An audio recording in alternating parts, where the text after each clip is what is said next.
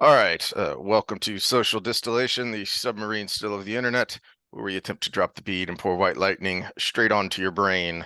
Um, this is not a bait and switch or a clickbait, but we're not talking Wheel of Time today.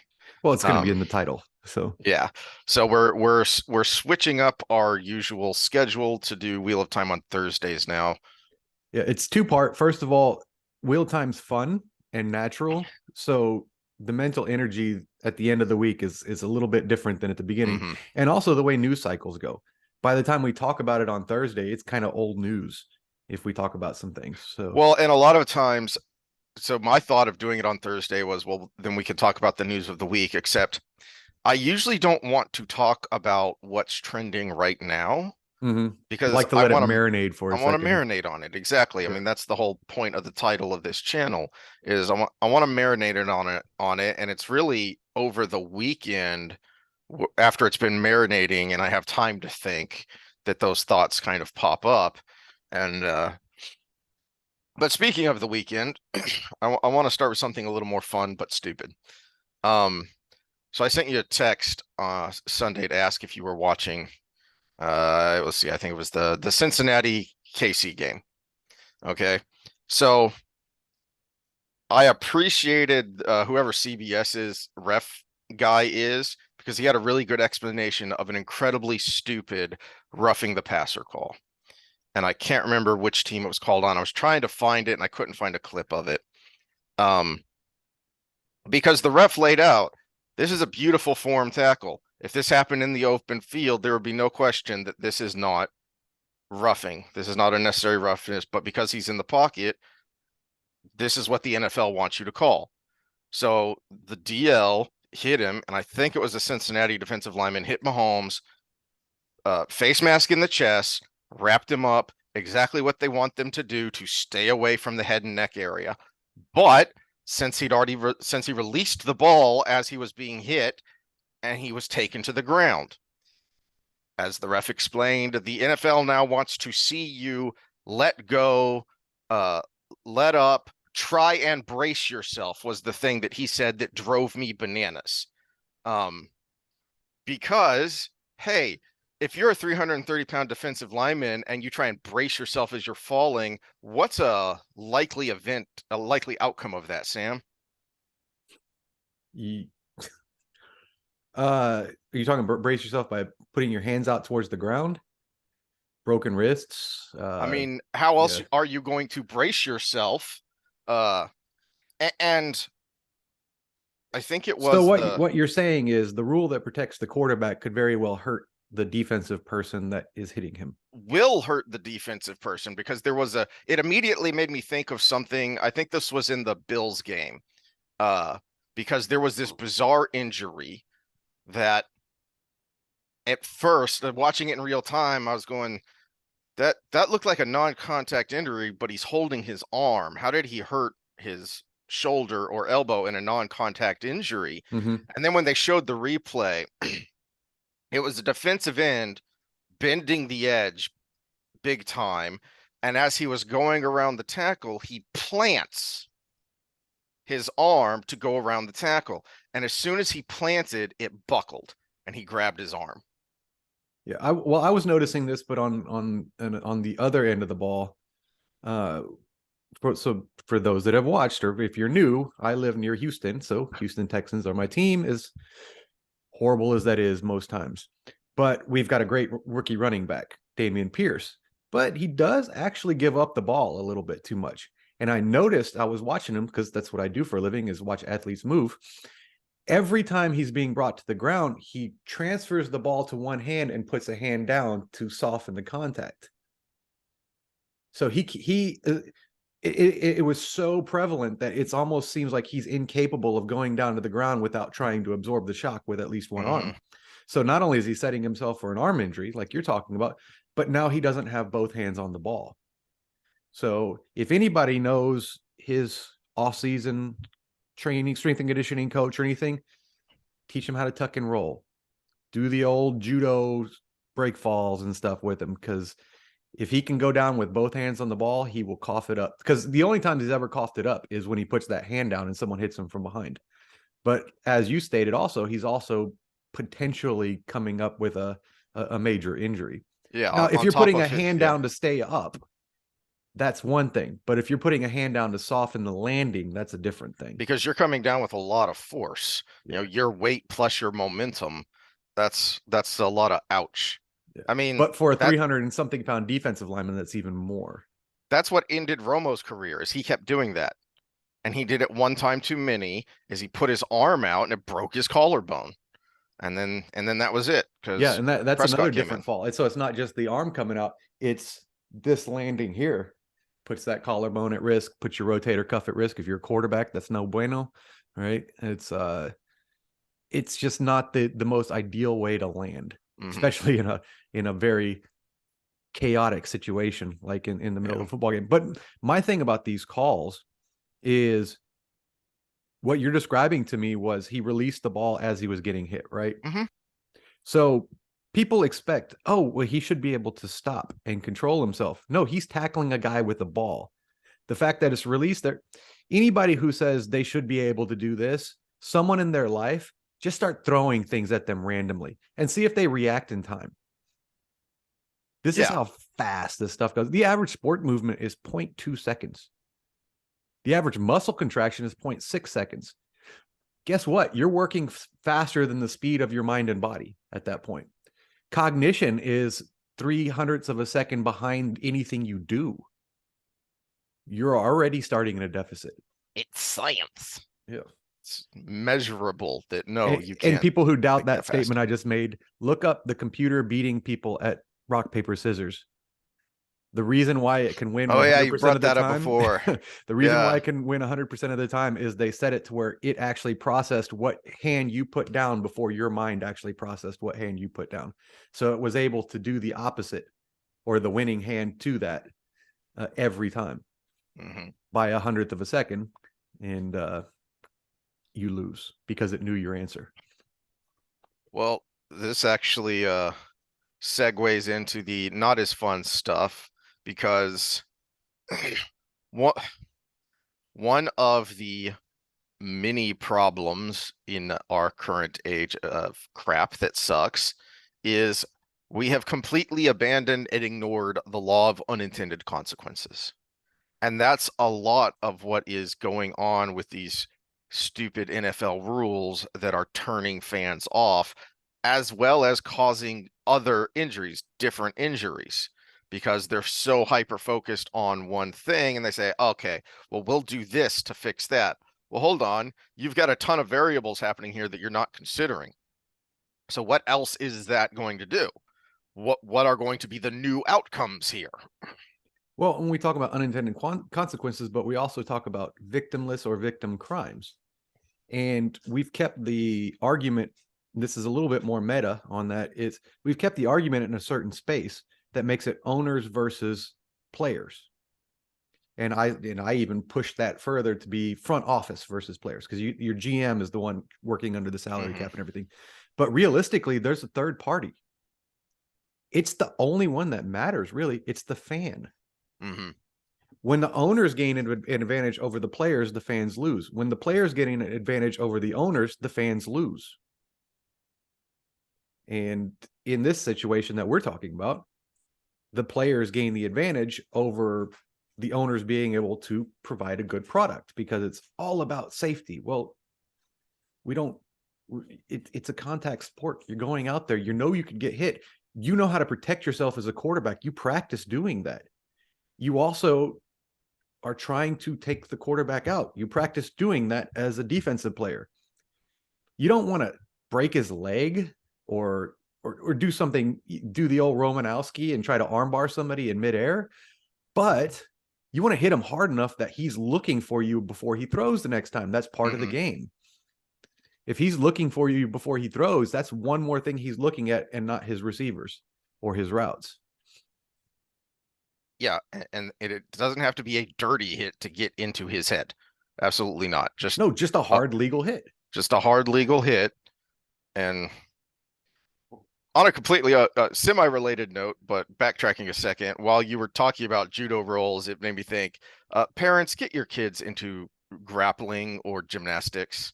while they're young, because that is something that I see a lot of, is that kids don't know how to fall because they don't free play anymore. I had a client, this was a fun experience that was she was amazing at soccer. And I trained her with the regular running mechanics and stuff before, but her mom came back to me later because she's really tiny. She's really little girl, especially for her age group. And she was exceptionally good because she moved well and she had great ball skills. So she was always in the hardest, the select teams for the local soccer leagues. But being tiny, they figured out, well, we can just body her and knock her on her butt every time. Hmm. And so she was hurt quite a bit because of falling.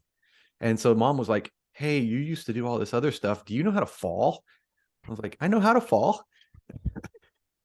I used to train in a gym that was almost all light heavyweights and heavyweights. I really know how to fall. Okay. So I spent 2 days a week teaching her how to fall. And it was awesome. That was fun. That was interesting. I saw this when I started coaching kids, coaching youth wrestling, so elementary and middle school kids wrestling.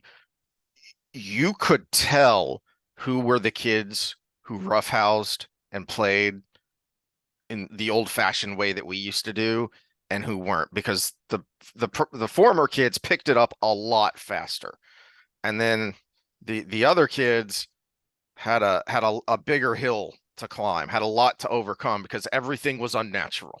Mm-hmm. They flop, they don't fall. Exactly. Of course, that we got the World Cup going on.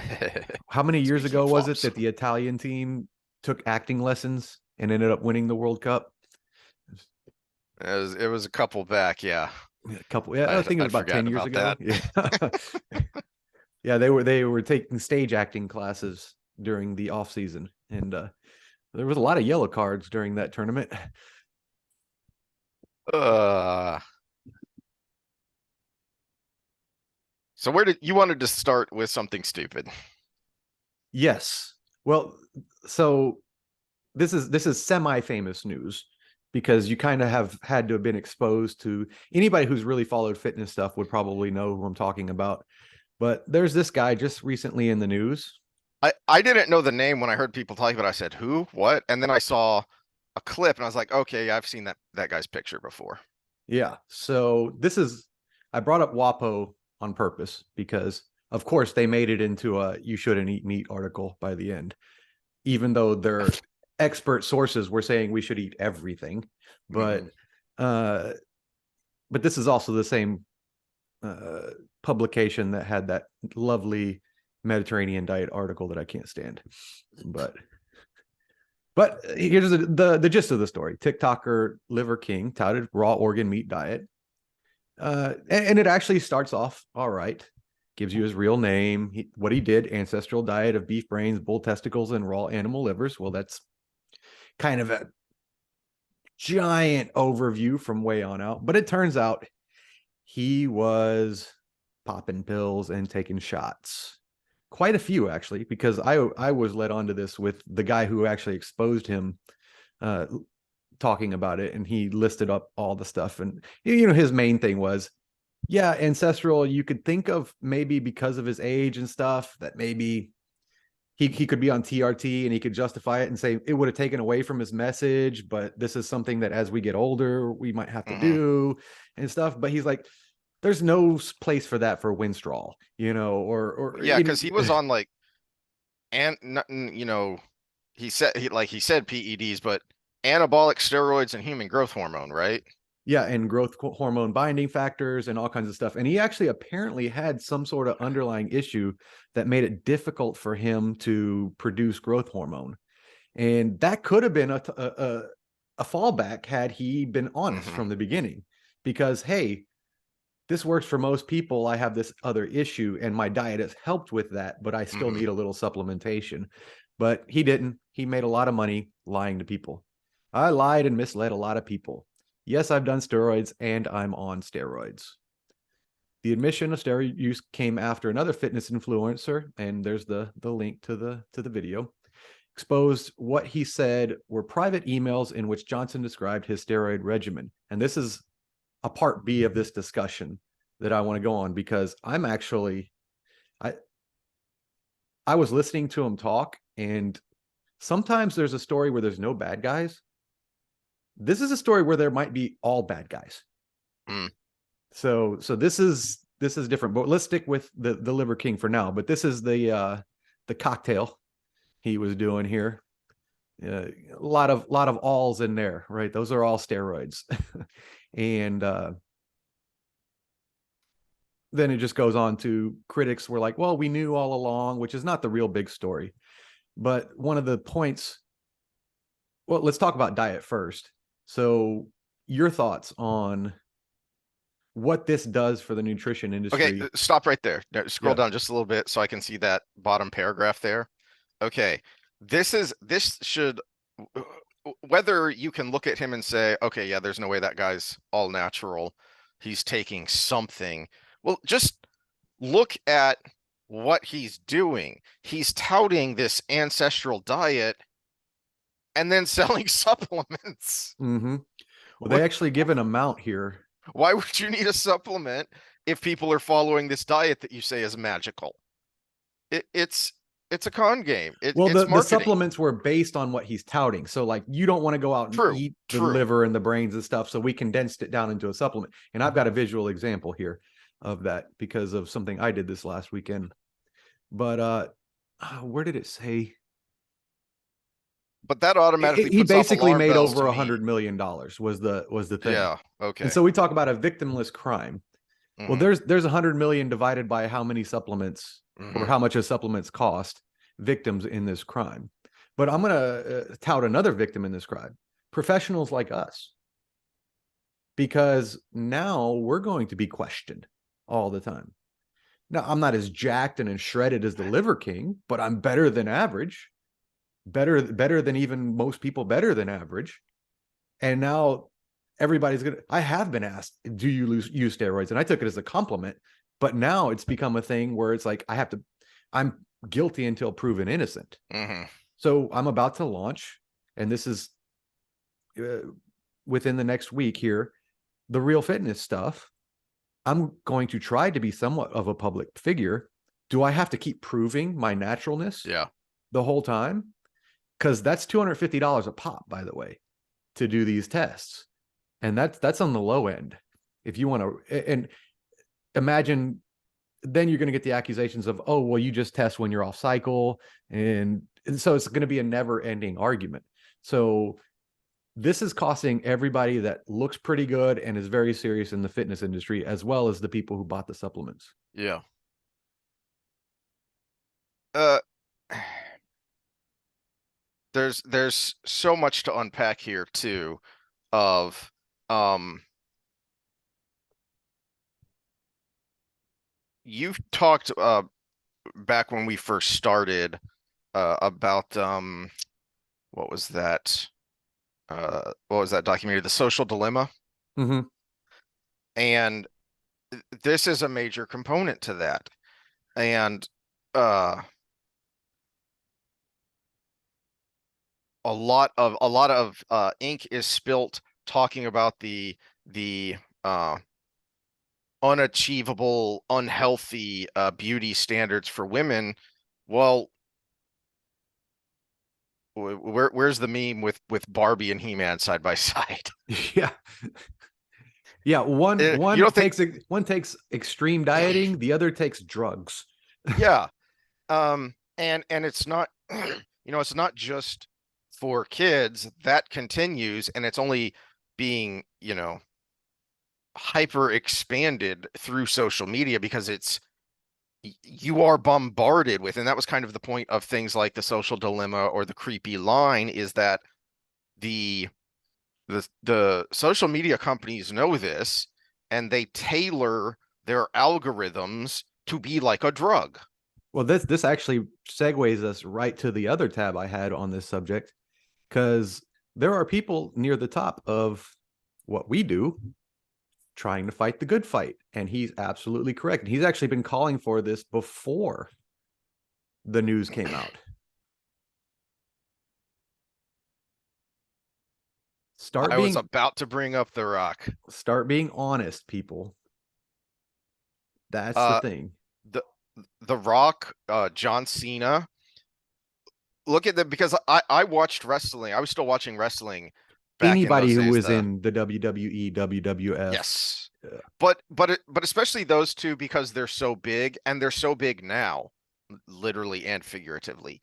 So I was watching when they were still pretty active, late 90s, early 2000s. So I remember what you used to look like, Mr. Johnson. No, no, it's perfectly normal for someone to, as they get older, get both more massive and more lean, and your forehead grows a lot too. That's totally natural. That's the natural circle of life. Cue the song, right? Oh, no, wait, that's not right. That's not how it works. Um, but there is an expectation there, and I wouldn't be surprised to learn that that is another one of Hollywood's many dirty secrets. Is there's probably a major steroid and growth hormone market hold that on. happens there. Um, it- yeah, yeah. Um, Now he's one of the few that I think might actually be natty because when The he time between the Machinist and Batman, the time is the big thing though is because he doesn't, even when he's ripped, when he's in Batman shape, he doesn't look so one cue for when you are taking growth hormones and anabolic steroids is the the balance of muscle mass and uh and fat, because it's really difficult to get that big and be that ripped unless you're doing some, cheater things like you would do for a photo shoot. There are some ways to cheat it, and this is what they do on, the cover of Muscle and Fitness to get all the veins popping. Those guys are also using steroids, but the selling the you way you get, hydroxycut, but they were yeah, using clenbuterol and you anabolic steroids. basically dehydrate yourself so that you look shredded. Well, that's going to be really hard to maintain for a 6-month movie shoot. Mhm. So there's got to be something going on there. Um, Well, but in here's the thing. This is the two parts of the coin. Is I personally think it should be legal. I think it should be guided by a doctor, but mhm. at the same time, I'm not opposed to people using it, like possibly Christian Bale or The Rock or something for their career or whatever. Just be honest about it. Be honest about it. Be honest about the trade-offs, and that's Yeah. why it should be administered by a doctor, because a reputable doctor should be telling you, here's what this does. Here are the potential side effects. Here are the likely side effects. So that's a big effing deal. Uh,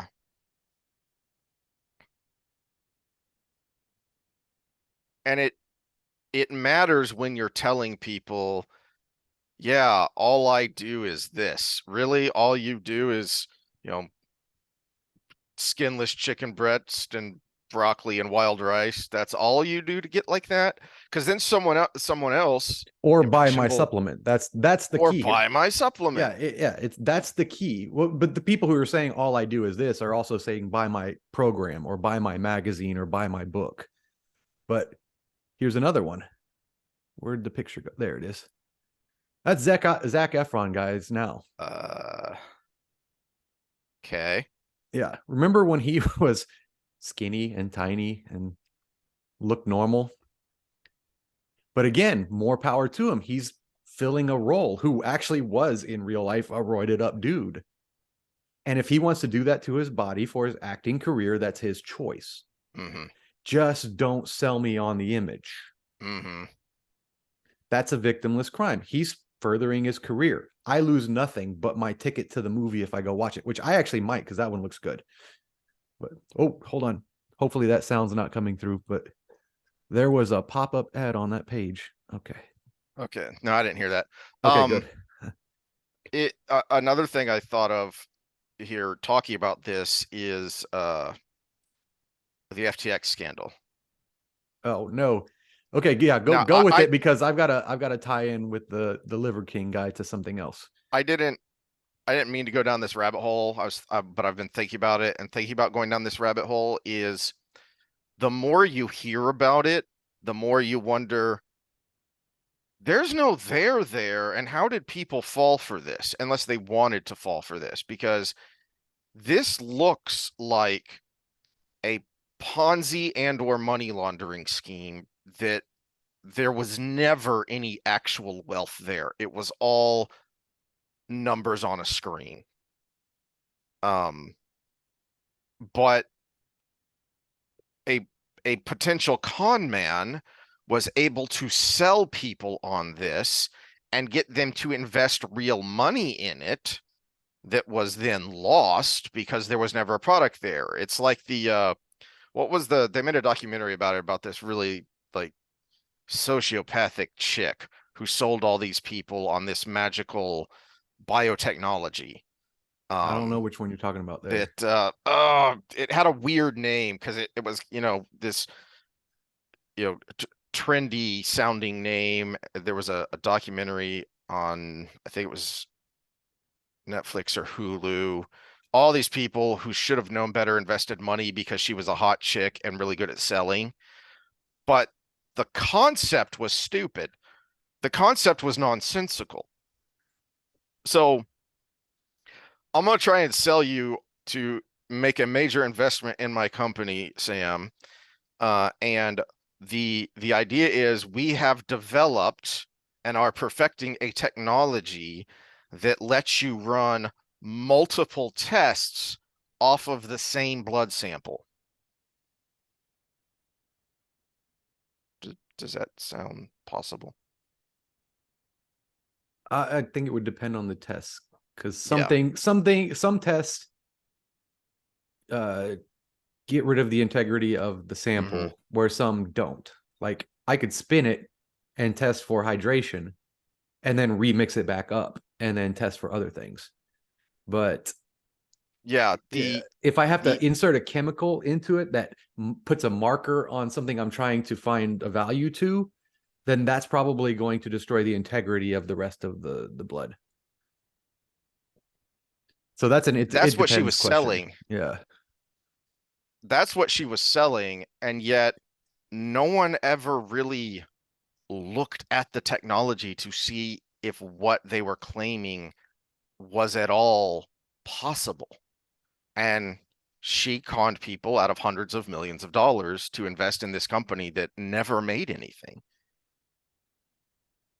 It continues to happen because for the same reason that people get into multi-level marketing schemes all the time, because they want a quick rich scheme, in the same way that you are pulled in by the Liver King because you want to look like that, with the idea that all you have to do is, well, life is never as simple as all you have to do this one easy step, click here for. Well, Life doesn't work that in way. his defense on the all you have to do angle, he did talk about a lot of the benefit. So one of his angles, and this was in his kind of half-hearted apology, but which I think he might be a little bit genuine on, is helping people with physical and mental health. And part of it was the diet, but part of it was what he was doing with his body. Mhm. The only problem is he touted the fact that the diet was what allowed him to do what he's doing with his body. So he was trying to encourage the full process. He was just skipping the step that's the naughty little secret, like CrossFit. But did I say that out loud? Oh, sorry, excuse me. I'm sure it's fine. TM circle CrossFit. Uh, but they're not suing people like they used to because Glassman's not in charge. So I can say that a little bit more confidently. He used to sue everybody just for mentioning their name in a negative way. Uh but yeah, so this is, we talk about the FDA a lot and how they don't do their job. This is actually something that needs to be part of their job. It just blows me away that food is regulated by the FDA and drugs are regulated by the FDA, but supplements, which is something between a food and a drug, is completely free to do whatever they want. I can put sawdust in a pill, tell you it's creatine, and sell it to you and not get in trouble. Because that's the way it is. It's not regulated. I'm not tested. False advertising isn't. See, he's got no liability realistically.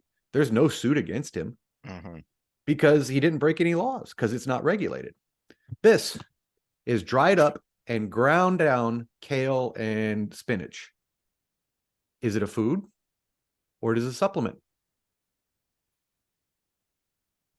By definition, it's technically a supplement now. So if you grow that in your backyard and just sell it to your neighbors, the federal government can come in with a SWAT team to arrest you. That's not an exaggeration because you are breaking uh, federal agricultural regulations and laws, which is asinine and stupid. But you grind it up in a powder, and now all of a sudden you're in a gray area where, hey, Well, I might I'm have to not. buy the produce from someone else and then dry it out, grind it up. I don't even know that that would be necessary. My Yeah. point is the stupidity of the Byzantine regulatory system that makes no sense. You can, do a quick search on this and you'll find astounding answers. There have been a number of legal experts who have talked about this and put an actual number on it of the amount of laws and regulations that people break on average just because they have no idea that they're breaking a law or regulation. And because a lot of these don't make any sense. But that's the system we have. Let This let's this put ties a back to FDX because after this scandal broke, then again come the loud calls for greater regulation. One of the parts of the scandal that's being ignored here is the fact that this guy who was in charge of this ephemeral company was in front of Congress in meetings with Congress people, helping them craft regulation and laws yeah, to don't govern. nobody think that's an accident, by the way. Nobody think that's an accident. Nobody think that the people who he gave campaign donations to were the people trying to harness Bitcoin and cryptocurrency from the very beginning. Mm-hmm. Again, the money is still somewhere. The money is still with his people. It's just not in the pockets of the investors right now. Mm-hmm. So it's not like he gave up anything to do this thing. He's still rich in the Bahamas right now. Something else curious, and I know I said I wasn't going to go down this rabbit hole, but Well, just well, something else let's to put a think pin in the about. honesty and the lying. Yeah. And let me get to that little blip of what I had a problem with the exposing of the Lion King, Mm-hmm. and then we'll go back to the lying because I got to segue to other important figures with from that. Okay. But my problem is the person who exposed him through those private emails owns a company that does blood testing. And apparently he was sending his blood to get tested and he had a lot of concerns, and that's where these emails come from. Now I'm still digging into the full story here, but How is that not a massive HIPAA violation? well, that's what he obviously didn't violate any HIPAA laws because he would have been busted for it already. Uh-huh. But at the same time, there is outside of the law ethics when it comes to client Oh relations. yeah. If you're a psychiatrist and your client comes to you with issues outside of the direct medication or something, you still shouldn't be talking about that. If Mm-hmm. you're in my job, which is completely unregulated, I'm not talking about the health of my client specifically. If I have a client that's an athlete and I find out they're doing illicit drugs, I just cut ties. I don't start telling everybody, oh, this person is signing this big contract is, pumped full of steroids. I just cut ties because I know I'm always the fall guy if they get caught.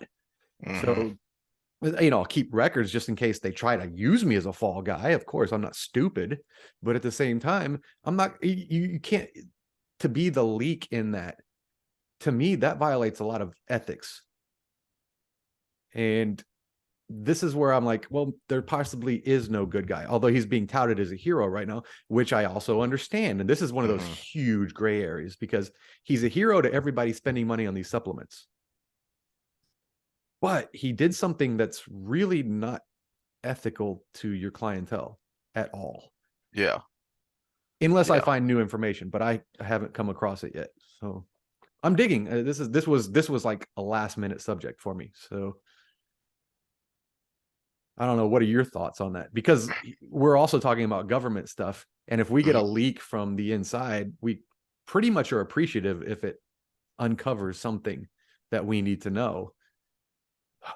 That is, I can understand why someone would think they would be obligated to expose this kind of lying, but I would be hard pressed to, depending on what the relationship was there and how the leak, how the person who put out these emails got these emails exactly.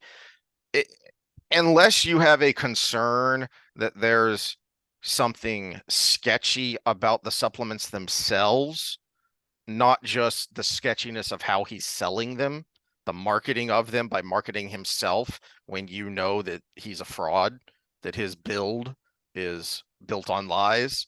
Um, it would be really difficult to justify breaking that kind of uh even if it's an unspoken uh ethical bond.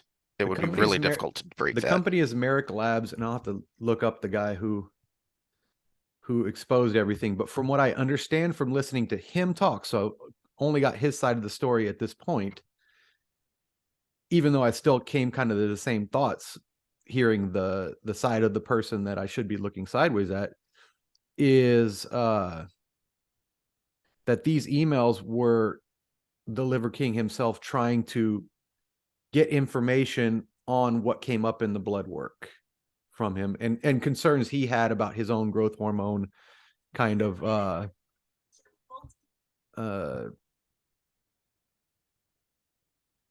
his issues he was having with growth hormone and stuff, Mhm. trying to get to the bottom of it. What could I do should I be cycling on this or off of this, or should I be? So he was Yeah. trying to get more detailed information based on what was coming up in the blood work. Because there you've talked briefly, but there are some negative side effects to growth hormone. Oh yeah, yeah. Um, because I remember first reading about human growth hormone as, the science has discovered the fountain of youth like 20 years ago. And then it kind of went away and I didn't hear about it again until I started hearing about uh sports figures taking it as a performance enhancing drug. And I remember asking you, hey, whatever happened to this? Why isn't this something that's used more regularly and used by doctors? Because this is what I remember reading about it when it was first discovered. And you said, well, because here's all the things that can go along with those positive benefits, you know, like The Rock's giant forehead. Well, but here's the thing about supplementing these, and there's a new one coming up that I'm going to bring up. I'm trying to get a visual here, but here's the thing about supplementing these things that are in our bodies naturally, right? If you have a deficiency or you have a specific issue that could be helped by it, then it's probably a net positive for you. Mm-hmm. So if you're deficient in growth hormone because of some genetic reason or something you can't change about your lifestyle or something along those lines, a little bit of supplementation might be good for you because it's filling in a blank in your health. Same with TRT, testosterone replacement therapy, right? If your testosterone is extremely low at a normal age where it should be higher, then you're setting yourself up for a higher risk of cardiovascular disease, a lot of neurological conditions, sarcopenia, metabolic disease. You're setting yourself up for all of those things. So it actually might be beneficial to have testosterone artificially introduced into your body. But when it gets above that, what should be in my body to begin with rate, Mm-hmm. now we're talking, okay, what are the downstream effects of that? Growth hormone. Well, it's non-specific. So if I'm taking growth hormone to have bigger muscles, well, what other tissues in our body rely on growth hormone. Pretty much everything that grows. I mean, it's called growth hormone. So the flat bones in your body, you talked about the forehead, right? So that just keeps growing. Your organs are constantly remodeling every day. They're just remodeling at a super high rate now. So everybody's who's watched modern bodybuilding compared to the old Arnold and Frank Zane days, what's the biggest difference is that massive gut on these guys. They're massive in general, but that gut is sticking out Hmm. there, but it's cut. That's because their organs are growing at an unnatural rate. And that's why they're dying sooner. So, yes, if we're supplementing something that you should be having more of, again, doesn't matter to the reason, it's just deficient, then yes, it'll have a positive impact. But if you go above and beyond that, then you can have downstream effects. Uh, One that's popular now, or beginning to become popular now, which I get questions from clients. Should you be taking telomerase supplement every day? It's the new fountain of youth. Mm. We've talked about this. What do telomeres do? Have you seen the movie Multiplicity? See, that's my peppy Steve. Oh, okay. Appreciate the humor, but when your It, cells divide, your DNA replicates, right? your cells eventually become a copy of a copy of a copy, And and every so time there's it copies, deterioration. this thing at the end of the DNA gets shorter and shorter and shorter and shorter. It's basically a countdown timer to no longer can that cell replicate, which sucks because that's one of the major reasons we age, right? But it's also great if you don't want to have tumors all over your body, right? Because what's a tumor? Uncontrolled cell growth. Okay, so this is being touted as the new fountain of youth because this is why we age. Which is what I remember reading about human growth hormone 20 years ago. Mm-hmm. But again, we are in an unregulated industry. They don't have to prove there's no long-term bad effects to this to the Hmm. FDA in order to put it on the market. So my big hope is the freaking thing doesn't work. Because again, think of the nature of what it does and what the downstream negative effects can be. We won't know until these people that are taking it now to not get older faster get older, and we see a huge spike in cancer rates or other associated diseases. Aging has its benefits because we're exposed to things all our life and it builds up over time. And aging is one of the things that keeps it from killing us before we die on our own. You mentioned that you had a professor that postulated that one of the reasons testosterone Mm-hmm. declines as you get older may be a protection mechanism to keep us from getting prostate cancer. Dr. Eminette, yeah. And Uh, it's could be right.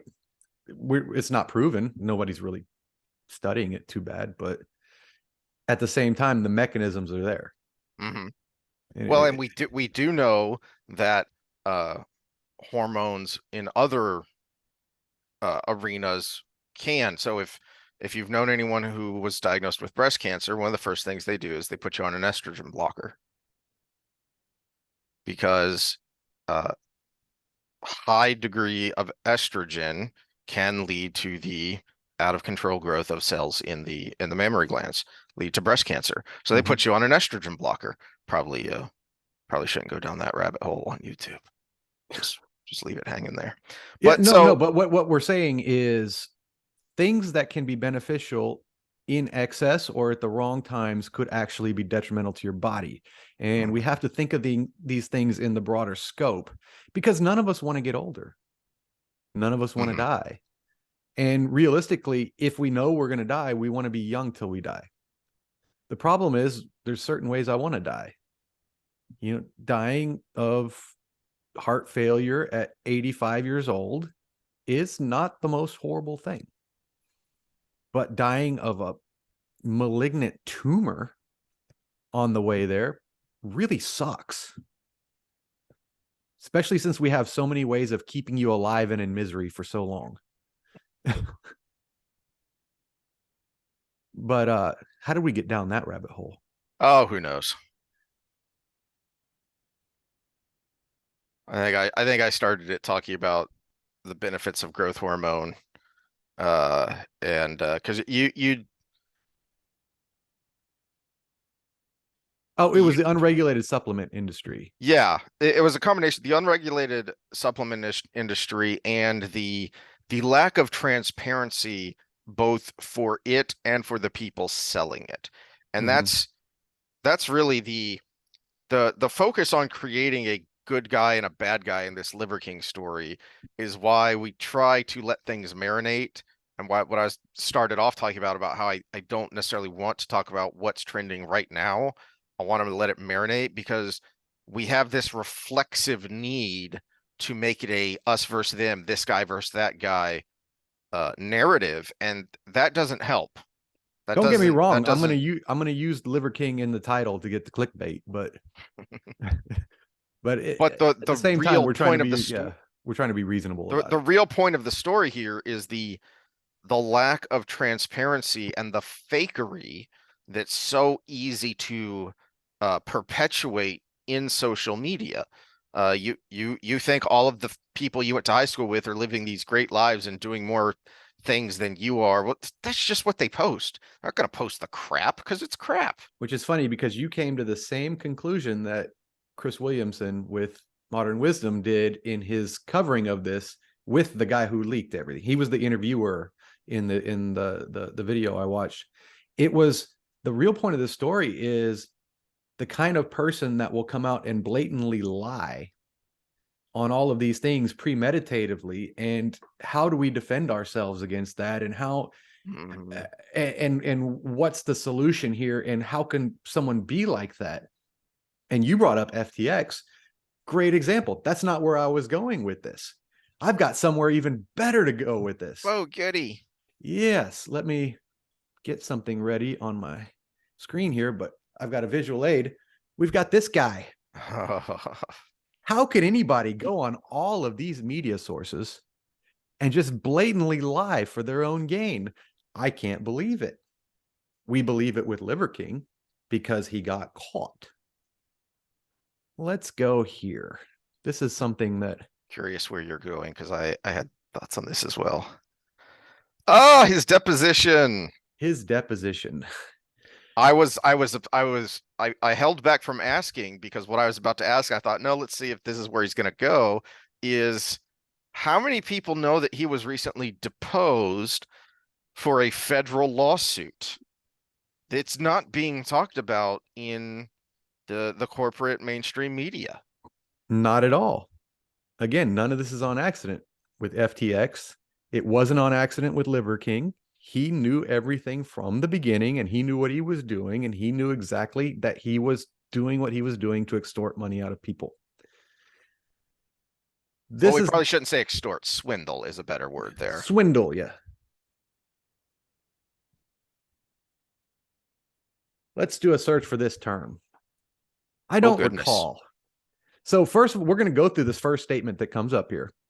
But I want people to look at the top right where the number of times those two words are used in this deposition. There's 446 pages, and those two words in 7 hours were used 194 times. I don't recall. Something specific to the most important event other than possibly HIV in this man's entire life, and he doesn't recall. We accept this. Why do we accept this? We accepted no proof that the Liver King was completely natty while we're buying $100 million of his supplements. And that's not even to count what he's making in endorsements and YouTube viewerships and TikTok viewerships, and because you're monetized on those things, and I can't Yeah. imagine he was demonetized in any way. So if he was to give a deposition, how many times could he say, I don't recall, I don't recall, I don't recall? Because we've got the top guy in the most important thing that's happened in pretty much all of our lifetimes here. And his number one answer in his interview is, I don't recall. Contrast that with guys who are vilified like Malone and McCullough, and when you hear interviews of them, they're constantly rattling off sources off the top of their head. Now, sometimes they say, I don't remember all the sources, but they'll give an example or two and say, and there are others to back up what they're talking about. In his You're own the words here, guy. in his own words here, it is possible, though I doubt it, but it is possible that a piece of paper that was an ultimate sign off of an exemption came to my desk. But I doubt it because I do not recall specifically ever being there ever being someone that put a piece of paper in front of me that said, we're going to have an exemption. Now, what these exemptions are, he's talking about, if you read the full document. Exception. What is Exceptions, these are specifically in reference to exceptions to the rule on gain of function research. okay? Because apparently he signed off on documents that funded exceptions to it at the Wuhan lab. We we've already saw the documents. We had whistleblower and Freedom of Information Act releases with his emails and documents with his signature on it, But he doesn't recall but he specifically doesn't ever recall. doing that. So Okay. it is likely, though again, I'm not certain. It was 8 years ago. This important thing that I made part of my kind of identity for a long time. I don't recall. Oh boy.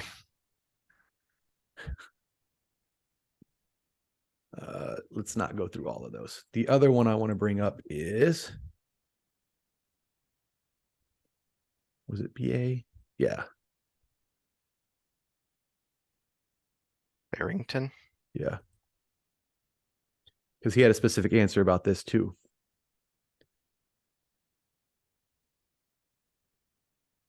See, so he answered, he knew what it was.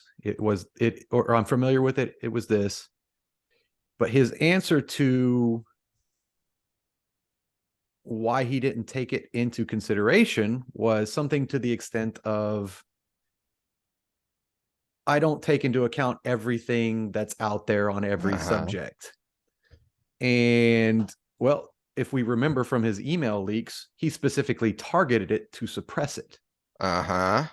So his answer to this deposition was, there's all kinds of things out there. You don't pay attention to everything that comes up. We have our experts. We do everything. I know of it now, but I didn't really know about it then. First of all, it's a 1-page document. Doesn't take long to read. We read the whole thing in full on one of our episodes. Uh-huh. And second, it was signed at the time by around 50,000 leading scientists and experts in the country, myself included. And third, you specifically sent out emails targeting it to suppress it. I can't understand how his lawyer didn't have a better answer ready for that, because they were specifically trying to set him up clearly, to get an answer on, you're either going to get a big reveal smoking gun out of his own mouth, or you're going to set him up to get civil or even criminal charges for lying in a deposition. I don't understand how you're not better prepared for that answer. It's Well, it's not a direct lie. It's a deflection. I do understand how you're not better prepared, because you don't care. Because no one at any point in all of this has had to pay a price. Or you're too narcissistic to realize that things have changed since the last time you spoke in front of Congress. You're in a portion of the legal system where you have zero protections. And hopefully he gets put to account for it. I'm not going to hold my breath on that. But well, it is revealing. Nice, I'll continue to keep going. Yeah, I'll keep going through these documents, but I mean, it is 400 and something pages of a lot of boring stuff as well. But those were the two main things I wanted to bring forward. First, I don't recall 194 times. None of these questions were random. It wasn't, what did your secretary say the day of this? Mm-hmm. It was, hey, this important thing that is being funded over here with money that you have to sign off on also has an exception rule to it, which you would have to be the one to have reviewed.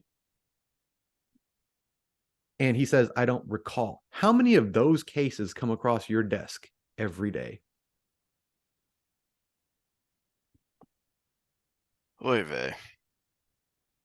But the main point, the segue there was all the people saying, how could someone lie like this? What kind of mentality would be behind it? We should be treating everybody who's selling us something the same way.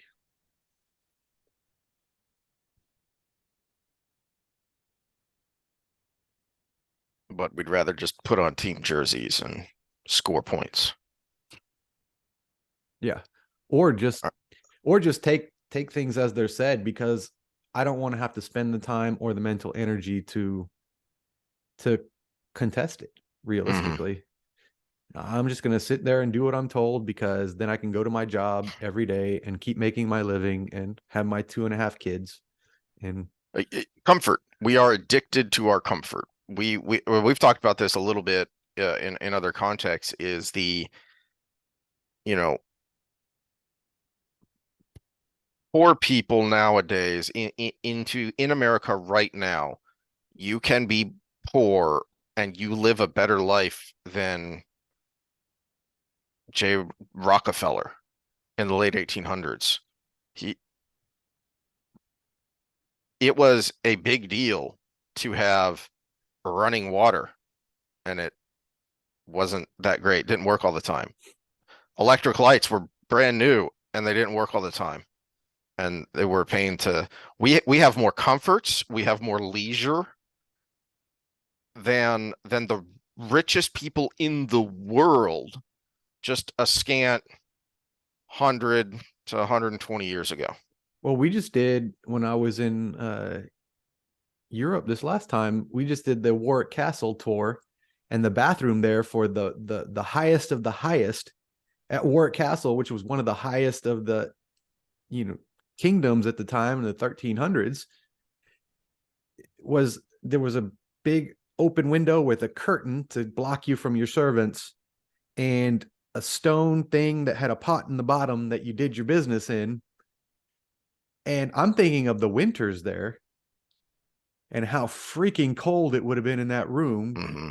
To sit or squat over that stone thing. And God, even the poorest of us go to our bathroom and sit on a toilet for the most part. Not the poorest, Mm-hmm. homeless people, they're doing it in the street of San Francisco, but it's. Yay, San Francisco. All right, well, let's pause for a second because I need a refill. And then you brought up the rock, paper, scissors computer earlier, and I forgot to point out that I'm wearing my Let's Settle This Like Adults t-shirt since we're talking politics. It's good. Rock, paper, scissors on it.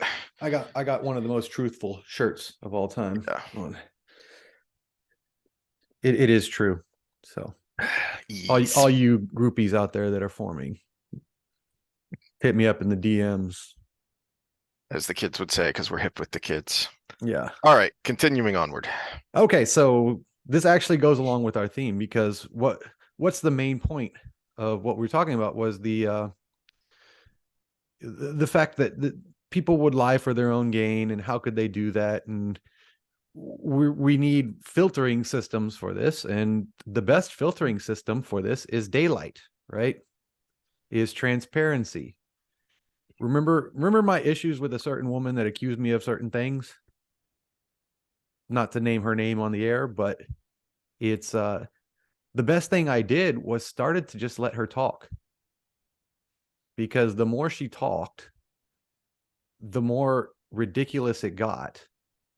And then eventually it got to the point where, of course, you didn't do anything wrong, but I'm going to take you down anyways, which I screenshot, save, print, and it all went away because nothing was there. And transparency was the savior, right?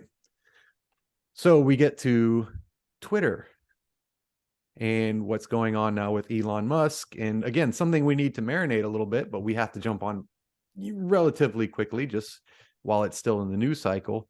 But remember when certain people that we're supposed to trust told us this? Dozens of former Intel officials say.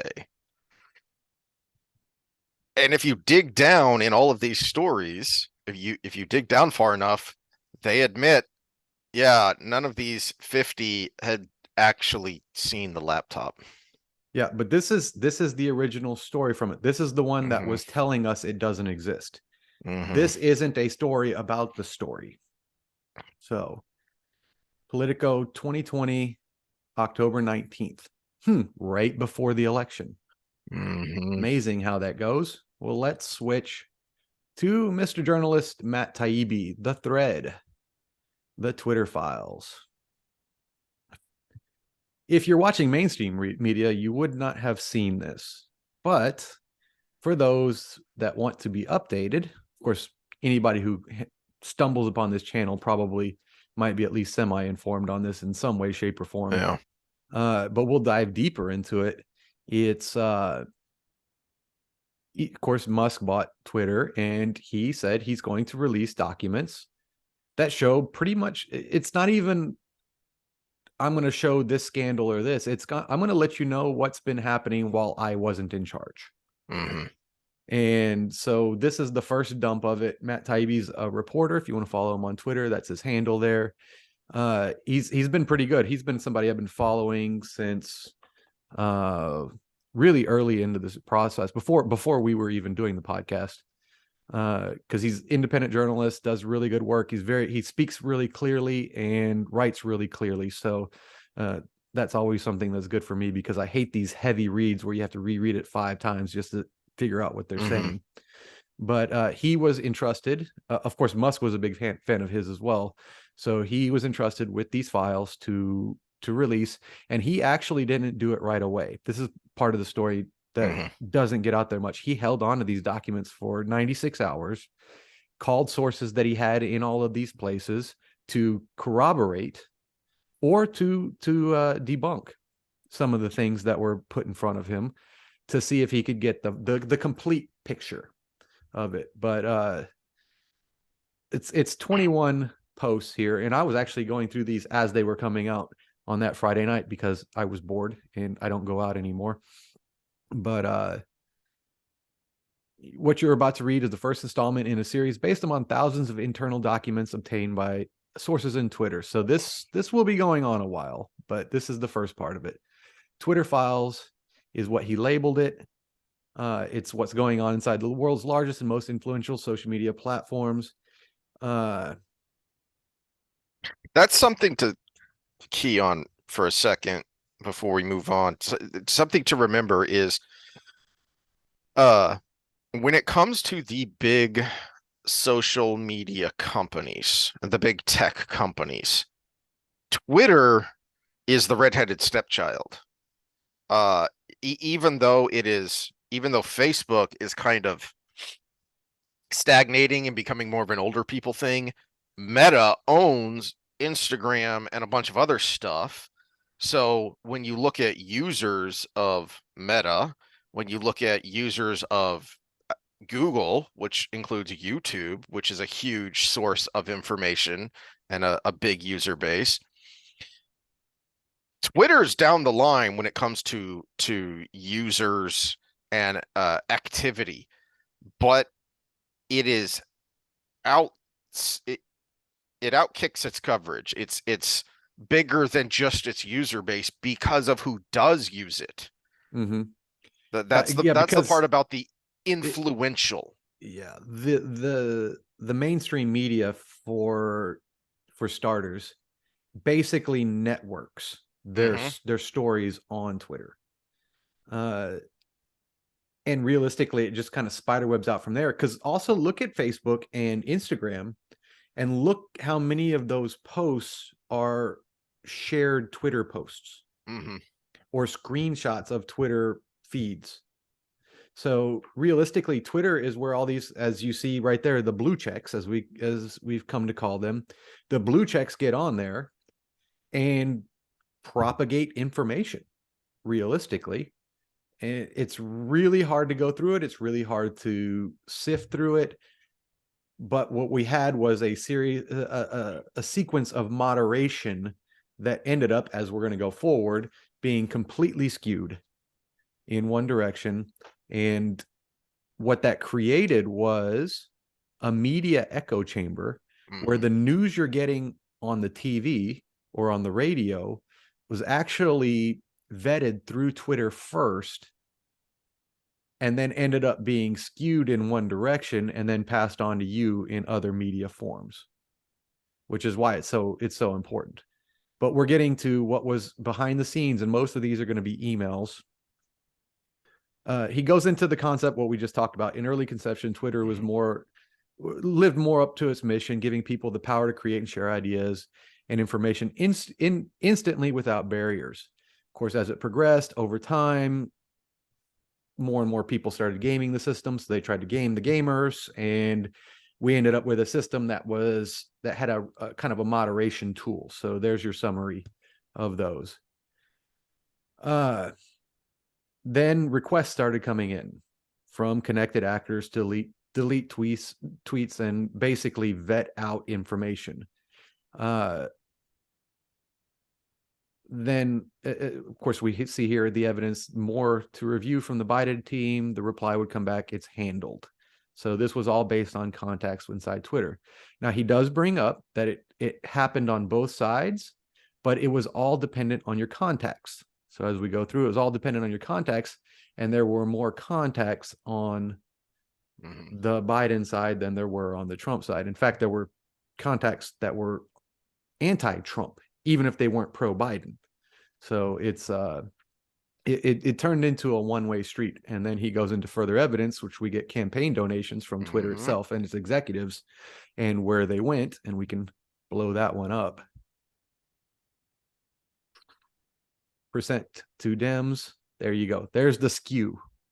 So to those, this is one of the arguments that's coming out from the mainstream media, if they address it at all, is it was on both sides. Well, yes, technically by 0.27%.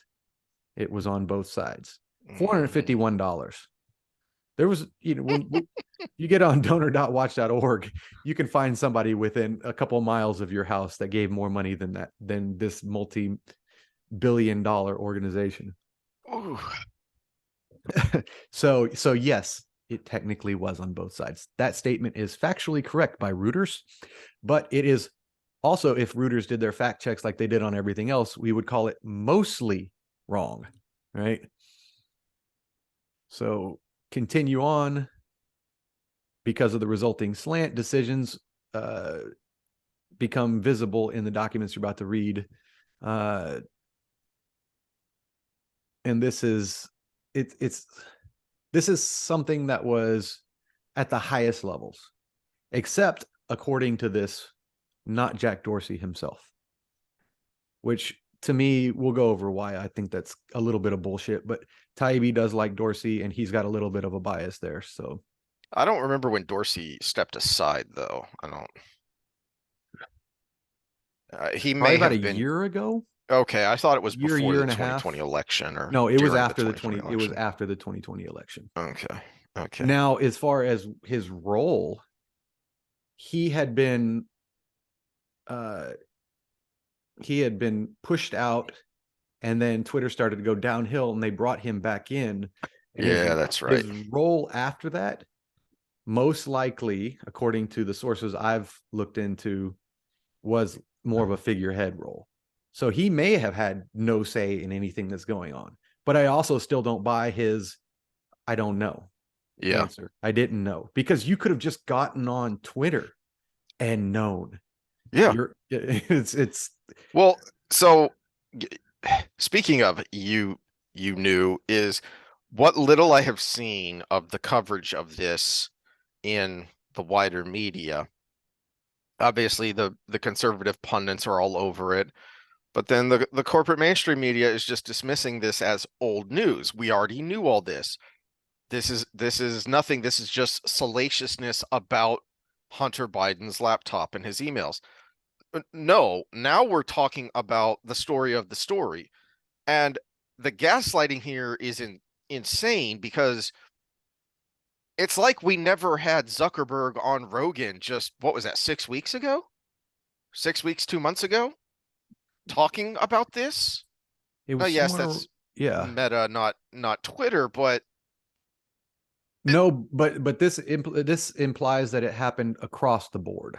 Yeah. exactly. And the way Zuckerberg framed the story, it was clear that there was a concerted effort by uh, peoples in power to say that don't cover this, suppress this, and whether you believe it or not, use the cover story that this is Russian misinformation, Russian propaganda. Mm-hmm. So this is the big story in these emails, obviously, which is why we opened up with the Politico article there. Mm-hmm.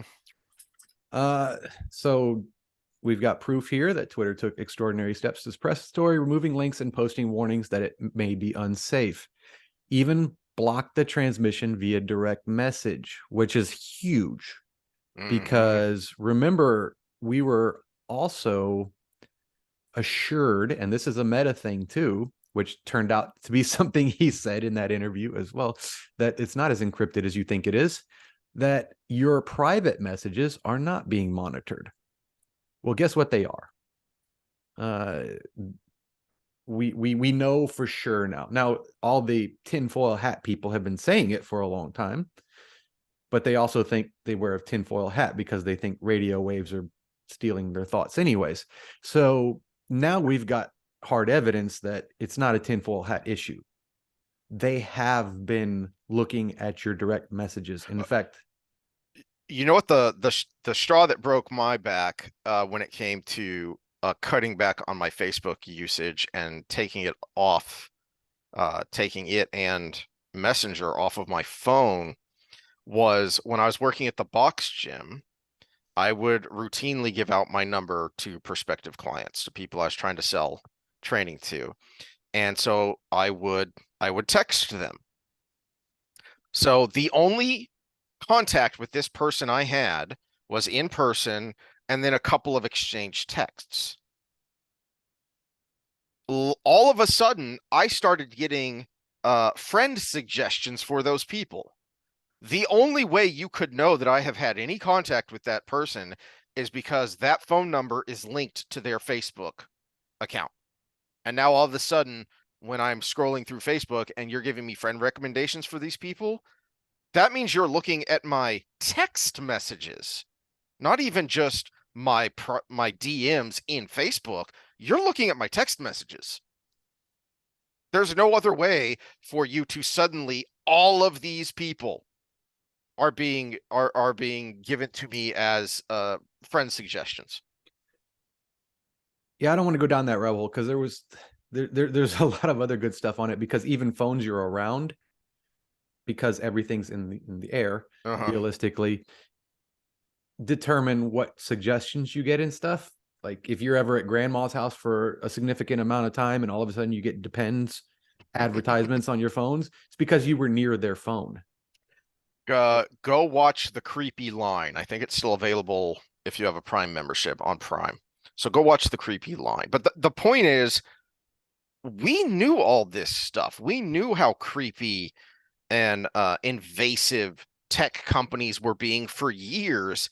And now, because it's inconvenient, we're pretending that's not true. Okay, and so the last message is also important. The last sentence of that of number 18. Mhm. They were doing this for extreme cases, example, child pornography, which they weren't stopping. It's rampant. It was rampant on Twitter. Actually, it's Musk is doing a good job of slowing it down right now. It's rampant on Facebook right now because it's all in private groups. where they can't get in because you have to be invite only and all this. Watch the Facebook whistleblower on Patrick Bet David. I can't remember what his podcast is called, Okay. but it's a he worked for a private company that did moderation for Facebook. And he was talking about all the things he had to go through because he was in there, basically the special of special uh, cases division, which Mm. included a lot of bestiality, child pornography, and the mixture of the two, and all of those things. And he would have to review the videos and then put a manual delete on it. And then the pushback he would get because of where these were posted and if it would make Facebook look bad and all kinds of stuff. So that's worth watching. It's about an hour interview. Patrick Bet David, I can't remember what. Do you know his No, channel? I recognize the name, but I can't remember Yeah, the. he's typically pretty conservative, but he's sharp on economic stuff. So Mhm. every once in a while something pops up, and then I saw that and I was like, that kind of looks interesting.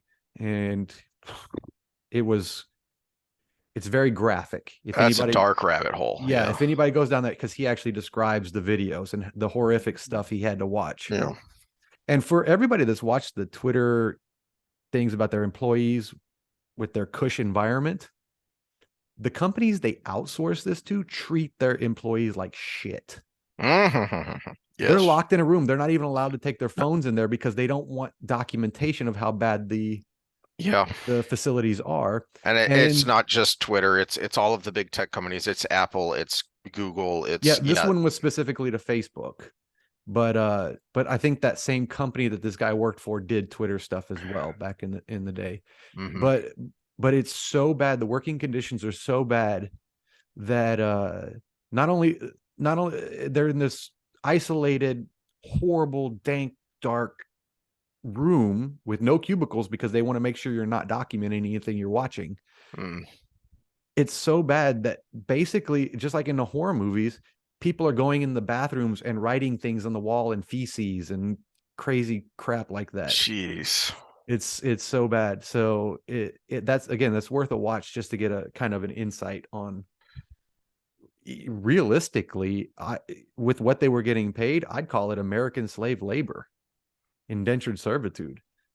Uh, it's pretty crazy. But as we go on, Well, here's why that matters because let's remember what we're looking at here. We are looking at collusion between government officials and private company. So, it's not a violation of your free speech because it's a private company. Well, it is when there is collusion behind the scenes with a government official and that private company. And think about the amount of power and influence that these tech companies in particular have yeah, to let's pin that craft a because narrative. yeah, let's pin that because that goes along the lines of the counter rebuttals from the Uh-huh. mainstream media as we get to the end. And then what should be kind of going forward solutions. So we're almost there. We got a couple more.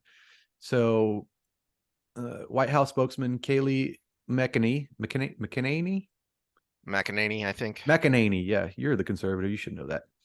Was locked out of her account for tweeting about the story. This is back to the Hunter Biden thing. At least pretend to care for the next 20 days. So here's the actual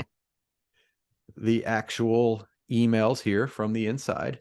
And by the way, the people that are getting these emails and stuff are talking about doxing right now. It's like, no, your name's attached. This is not doxing. You're a public figure too, for crying out loud. Yeah, well, yeah, exactly. That, and if you murdered somebody, your name would be in the news report. If you Mm-hmm. robbed a bank, your name would be in the news report. You did this, your name is in the news report. Doxing is saying, hey, here's this normal schlub who goes by this anonymous handle. Here's who he really is. Harass him online or in person because he made a meme we don't like. Or it's saying this is this person's address. Yeah, that's what I Go. was going to go. If you take that person's name and you attach the Mhm. address to it and say go do something about it, that Go stops it. protest in front of his Yeah. house, even though it is literally illegal to protest in front of a Supreme Court justice's house. So, policy executive Caroline Strom from the Trump administration sent out a polite W2TF inquiry. Several employees noted that there was tension between the comms policy teams who had less control over moderation and the safety trust. Oh, excuse me, policy executive from Twitter, Caroline Strom. So we're going further and further down, and actually we're starting to get to where there's a little pushback, and I'm getting a lag here. A little pushback. My problem with the pushback is, where'd we go? Shit. My problem with the pushback is the pushback was, hey, we need to be careful about this because it's going to come back at us from a 230 kind of thing. Our protections are going to be taken away. No, they're not. Nobody's going to do anything. Pathetic weasels. Yeah, it wasn't that we're doing the wrong thing. It wasn't that we're a platform for speech and it should be even. It Mm-mm. was this could come back on us. And then they went to the hacking was an excuse. And here's the email that says, well, there wasn't any actually hacking that went on here. And this was never part of our policy to begin with. And they just kind of went with it. And at this point, everyone knew this was fucked. And but The response was essentially essentially to to err err on on the the side side of of continuing to error. err. Yeah. Oh, Can we truthfully claim this was part of the policy from one of the VPs of global comms? well, and keep in mind that yeah, after this and after some other things, the policies like at we talked about it a little bit with our one band video that they have since made the policies across these various platforms so broad to give themselves an out for whatever because they can always cite nebulous community guidelines. Well, what does that mean? It means it offends the community. Well, what does that mean? It means the community that uses our system was offended. Okay, well, thanks. That clears it up. So this Democratic congressperson talks about free speech, and it was the only one that expressed concern and dove into the weeds in Twitter policy. But this is the person that I was like, oh, well, this is expressing concern from oh, you're going to be leading to serious efforts here to curtail Section 230. And so it was not, this is a First Amendment violation. This is you're going to possibly set yourself up to have this thing happen that we don't want to happen Yeah. as political people, because we want to continue to use you for propaganda is basically what it is.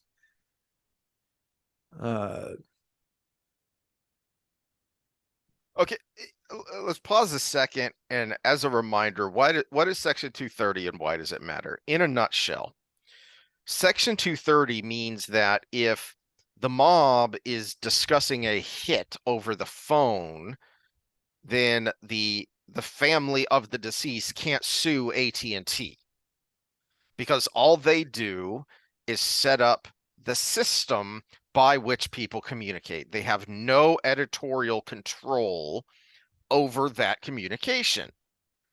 All right. Well, that is being applied to people who obviously have editorial control. If the New York Times publishes an editorial calling us evil Nazis and publishing our addresses, and then people attack us in our homes, we can sue the New York Times because they have complete control over what they publish, obviously. Well, by their own actions, all of these social media companies are in complete and total violation of Section 230, but no one's going to do anything about it because that would be inconvenient. Yeah, well, this is where Tim Pool's really good. It's one of his main projects in his business model is this Section 230 issue. And 230, the way it's written right now, and which is why he wants reform, he doesn't want it abolished. He wants reform because it's a have your cake and eat it too policy, where you're not responsible for anything anybody says, but you can censor anything you want. Whereas the public square would be one versus the newspaper would be the other. Mm-hmm. So one, everything's free and the person supplying the public square is not responsible. And on the other side, the editorial, you're responsible for your editorial because you have complete control of the content. Mm-hmm. Whereas Section 230 allows for you to editorialize without being responsible for any content that does get through. Especially since a lot of times it's after the fact. Somebody posts something, the damage is already done, then you moderate and you take it down, but it's been up for, even if it's up for minutes, the damage could still be done. If you've got 100,000 followers and you post an address of somebody you want damage done to, probably 10,000 people saw it before it was taken down. Yeah. And in this day and age, saw it and screenshotted it.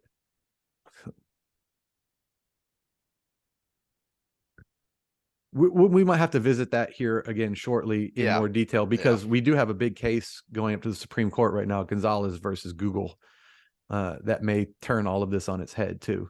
So, but to continue on. See, this is the last one? Yeah. This is the last one for now? Oh, no, is it?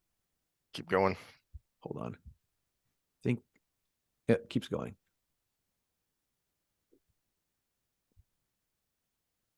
So they know something's coming up. It's a big tipping point. These are all kind of just support on what we first started this with. But the First Amendment isn't absolute. Yes, it is. It is from a government standpoint, but this is where we can get into the more speculative parts of this, because that's the thing. The big rebuttal is Biden was not in charge during the time that this happened. So it wasn't the government suppressing speech. Give me your thoughts on that, and then I'm going to give my thoughts on it because I think it's a different angle than people. Well, I will say there is a little bit of gray area there, but again, that is one of the things that we both harp on, even though we come from it from different perspectives and have different ideas of how to solve it. This is one of the evils of having such a big, bloated government, because technically in the 2020 election, Biden's campaign people weren't government officials, but there was a strong possibility they could be, and those officials would have so much power that, this is not excusing Twitter, but just focusing in on that they could destroy your company.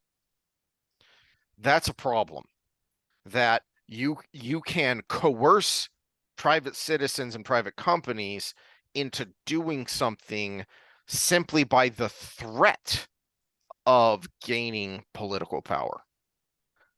That's a big effing problem. Well, that's great point. And we should start looking at the government not as who's the president, who's the Congress, who's this, who's that, but because we're locked in this two-party system and there's nothing breaking it right now, the DNC and RNC are extensions of the government. Yeah. And if something is being done on the behest of the DNC or anybody under their nomination, it is an extension of government. Because they are intimately connected with people who are actively serving in government. Well, because they're intimately connected. Yeah, exactly. They're intimately connected with policy. if you had someone with giant brass balls like federal prosecutor Rudy Giuliani back in the 80s, there's a RICO Thanks case for to be made there. specifying there. No, he's Yes. damaged goods at this point. Eh, I don't know. I don't know that he is. He Leave that rabbit he hole for another day. well, no, he's Um, kind of gotten that McCullough effect where you could tell he's been burned enough that yes, he's jumping yes. at shadows as well as That was what I was thinking is I would compare him to McCullough. mhm. That's a very good apt comparison. But there was a man, what was I think I've mentioned it before. There was a good documentary. It was like a four-part documentary on taking down the mob that was on Netflix. I think it was Netflix produced, so it should still be there. And he talked about it. They interviewed him quite a bit on it, and it was a scary thing. People forget if you're not our age or older, you don't remember that New York City was a byword for crime, especially the mob, the Italian mob, the mafia. And and he took them down with something that was relatively new called RICO, which in a nutshell, what that means is if you are part of an organization that is engaged in criminal activity, then that entire organization can be held liable for criminal activity that parts of it do. Well, I think there's a case to be made that that is what is happening with political parties and apparatuses and these tech companies. That just because you send a Republican Party official, which the GOP is a private organization, technically, right? But the members who control it and the members that it serve are public. That's got to mean something, or else we don't actually have accountability. We don't actually have checks and balances. Well, and this is where so why does the Supreme Court exist to begin with? The Supreme Court exists because sometimes there's a jump between the letter of the law and the spirit of the law. Mm. The words things are written in is the game. And when people game the system, then you need a check that says that's not what that was meant for. And sometimes you can stop it right there by saying this was written this way and it meant this. And it stops whatever was happening. But sometimes that doesn't always stop it. It was this was written this way, and technically you kind of got around that. And then it's up to the legislative branch to come in and change the wording to be less gameable. And so that's why the Supreme Court exists, really. It's the check and balance is what was written, and well, we can't do everything with words because language is limited. So how was this meant to be? Oh crap, we need to rewrite it or we need to enforce it this way. And this is something that, well, the two political parties as they are now were something that was developing when the Constitution was written. Mm-hmm. And they've become an entity outside of the government that is 100% ingrained in the government. It's an extension of your body. It's a symbiotic relationship. It's the the sci-fi blade that shoots out of your arm so you can use it as a weapon, but it's not actually your body. It's we need some sort of reworking of definitions to say they are the government too. Well, and this is why I was ranting about accountability when we were talking about Fauci, is He is the government too. he's the government too. That people within the government are very rarely, if ever, held to account. I talked about this. I don't even remember the context, but I went through a number of scandals over the past decade, and no one was really held to account. That that means something. That means that the next guy is going to keep going. When when when the 2008 financial crisis happened and we bailed out and sometimes forcibly bailed out institutions, that means that we are a big portion of the financial pain you are feeling right now, the average American is feeling right now, can be directly tied to that because there were no consequences for reckless behavior, and it has thus continued. And it is quite probable we are heading towards an even worse crash because of that. Oh, we are, no doubt about it. I think it was uh, Bhattacharya that recently said we wanted focus protection with our Great Barrington Declaration, but we wanted focus protection of the vulnerable population. What we ended up having was focus protection of the laptop class. Because of the way we did things, death rates were higher in lower income areas when it should have been kind of either a wash or the other way around. I brought up the law of unintended consequences a way back for a reason. You know, when we were talking about something fun ish in the NFL. Well, that was a big problem that a lot of people who are going back and looking with hindsight at the lockdowns have been talking about is, okay, well, you helped these people who were relatively affluent and could work from home and had the wherewithal and the ability to make sure that their kids continued to progress in school while schooling from home. But what about all these people who couldn't do that? Those people were harmed quite literally, quite directly. There's your law of unintended consequences. And Still being when harmed. Look at excess still death being rates right harmed. now. And when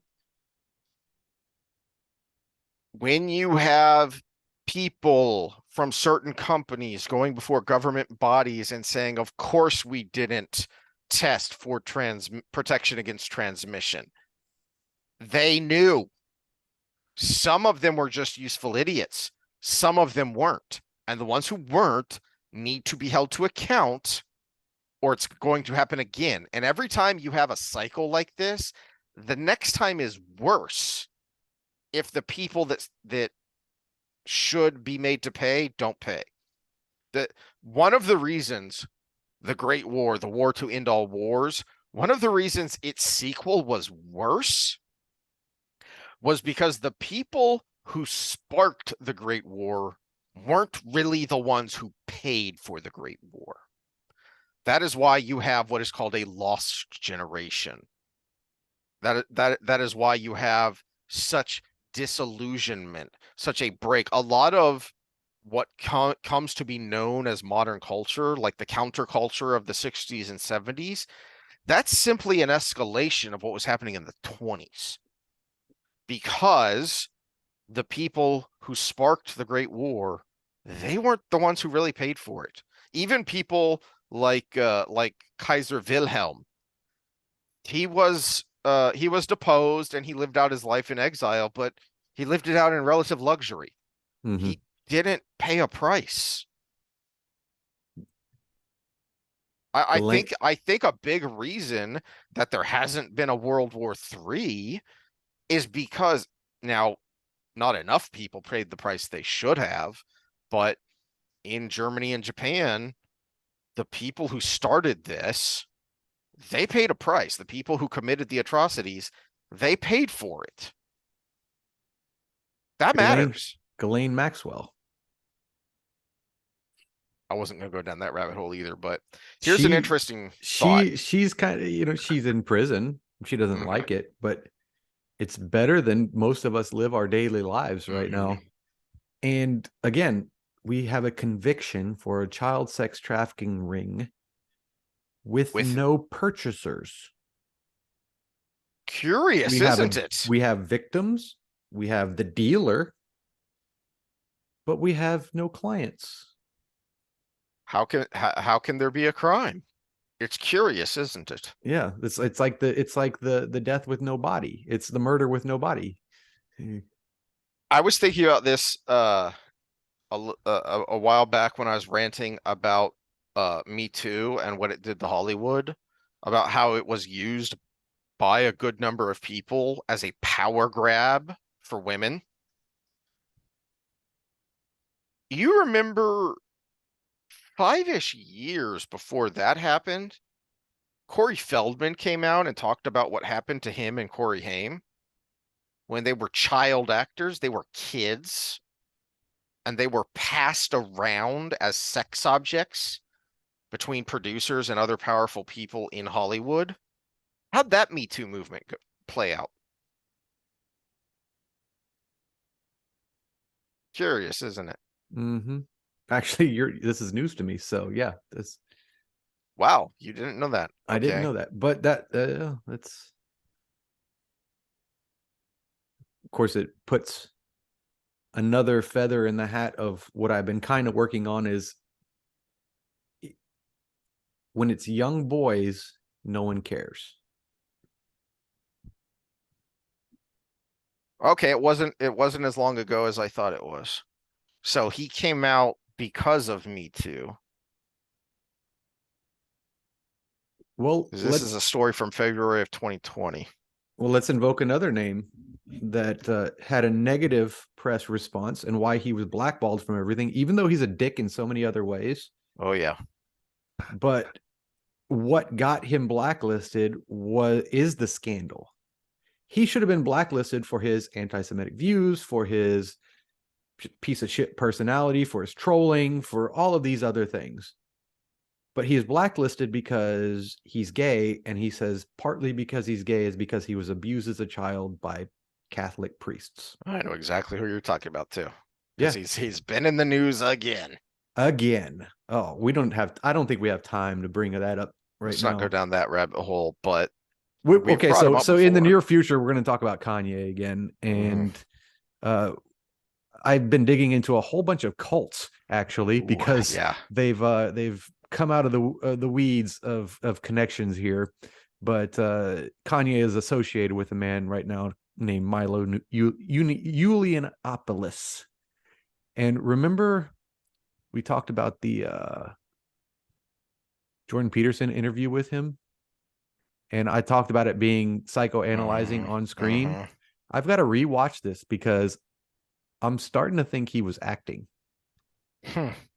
He knew how it would go, and I'm starting to think he played Peterson in this interview. So I'm going to rewatch it from a different mental perspective. But you know how Kanye is walking around in that bodysuit right now? Mm-hmm. That Alex Jones interview that's gone viral now. Listen to his voice. I think it's Milo. That would be weird. It would be weird, but everything in this whole situation has been weird. Very weird. Very weird. But that would be Yeah. just the troll. Oh That man, let's get the tinfoil hats on for that one. All right, but before we get off on a tangent, let me bring up something that pissed me off, and I can call him out because he's actually been on the show. So Steven shared this in a message thread I'm in, and it annoyed the crap out of me. And this was over the weekend. And this is again what I'm talking about of how all this connects, but to something higher than the story itself. Because this is something I thought about when we were talking about the Liver King and the fakeness of it. And this is where Donald Trump is so annoying, even when he's useful, because he's a very good bullshitter. He's a very good salesman. He's a very good brander. Okay. So his biggest brand is himself. Even when particular products fail, he's able to maintain the idea of his brand. All right, so his branding of the news media as fake news was both brilliant and necessary.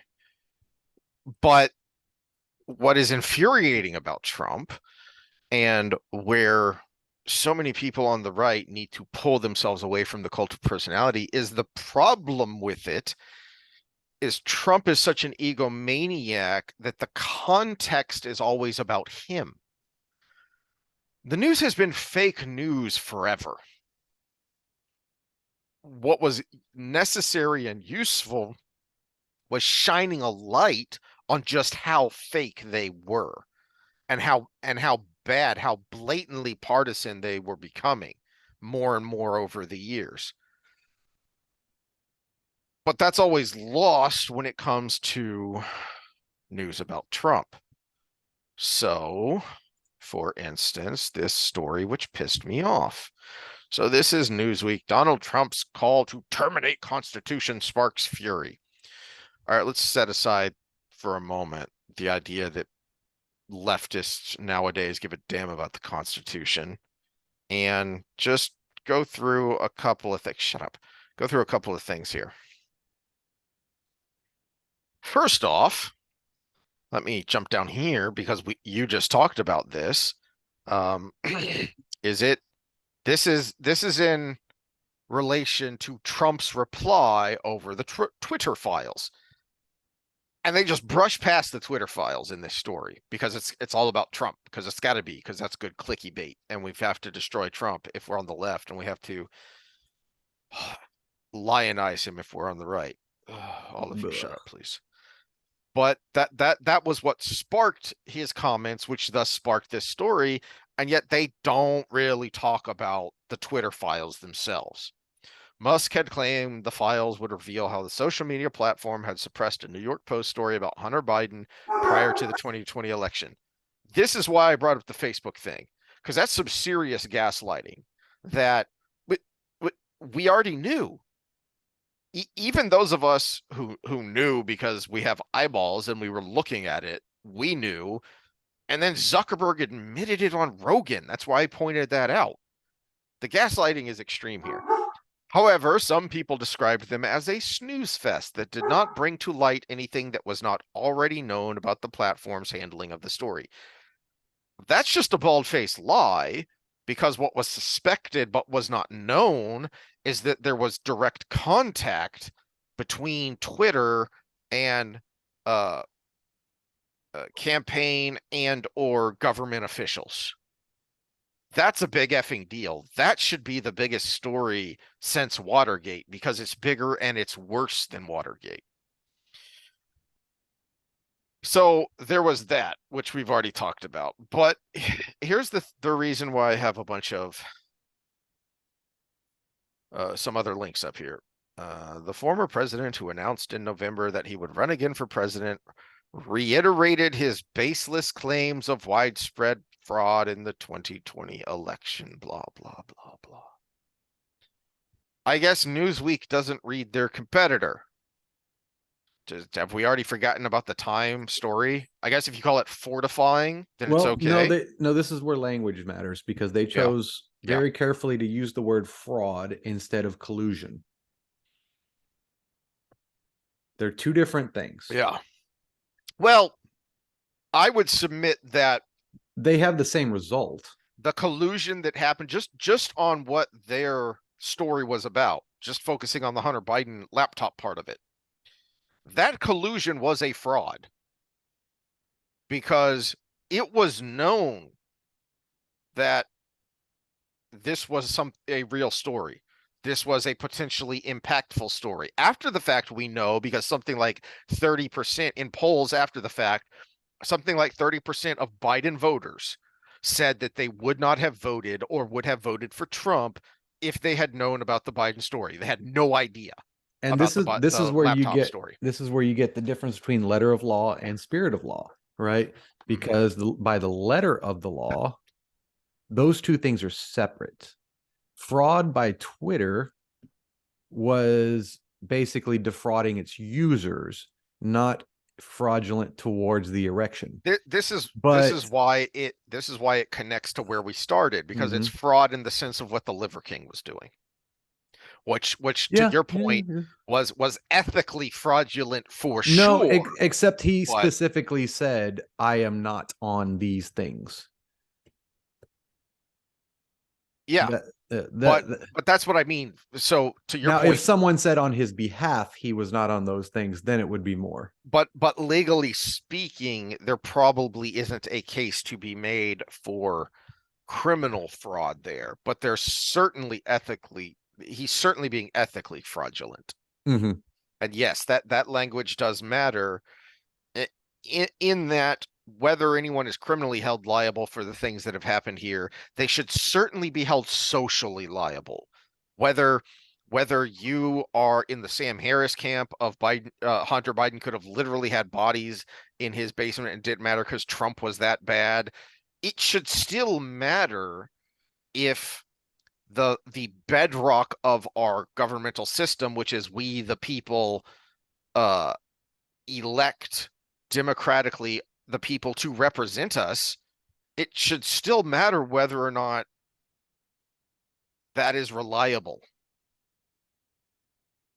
Well, But what it does is it exposed a gameable part of the system, mhm. and it exposed by that article right there. It exposed exactly how. And this is where the other links come in here, because this was all about fortifying the election. Well, here's an NPR story, December 14th, 2020. Wisconsin Supreme Court rules Trump election challenge unreasonable in the extreme. There's the narrative. Now let's just stick with that and ignore everything else. Like how in 2022, they came out and said, oh, yeah, y'all shouldn't have been doing that. That was totally violating election law in Wisconsin to have drop boxes. Oops, our bad. Nothing you can do about it now. But it doesn't matter because the claims were baseless. Hold on. The Wisconsin Supreme Court just said those ballot drop boxes were a violation of the law. Ergo, they didn't say this, but ergo, they shouldn't have counted. Ah, well, what are you going to do about it? The claims are baseless. So the step forward here isn't to say, well, he should have been this, or we should hang this person, or it should be, how can we make sure this is not as easily, and everything's going to have some sort of game, but how can it not be so easily gameable by these entities? And that should be the step forward, right? But also part of that step is acknowledging the past. The problem with the Wisconsin thing wasn't that they fixed it in the end. That's actually the good thing about it. Well, theoretically, hopefully, who knows if they actually have fixed it. Well, okay, so theoretically, hopefully. But so they made the change that should have been made a long time ago. But there was no acknowledgement of the fact that it should have been done. So just like with COVID response, the whole amnesty thing we went over before, there's a first step to it. And the first step was we fucked up over here. And these are the people that were responsible for that. And some of them were bad, and some of them were neutral, and some of them were good. Some of them were trying to do the right thing and they had bad information. Some of them had good information and they suppressed it. And so this is all part of the process. There is no just pure amnesty, whether it's elections, whether it's COVID, there is looking back over the process and parsing out what was bad, good, and different. And then making sure that those things aren't set up to be done the same way again. And then I hate kind of using these words, but I can't think of any better right at the moment, but making examples of the ones who took advantage of it. Because that's part of creating a non-gameable system, is ensuring that you're going to be punished if you try and get caught. The Liver King should be punished for what he did. Whether that's in this case, it probably should be in a monetary type of way, because that's how he benefited from it, right? Whereas someone like Fauci, people died. Yeah. You know, we should be looking at it slightly differently, but at least in the same kind of rubric of you did this to further your name in this way, and people died because of it. Now we've got to account for that.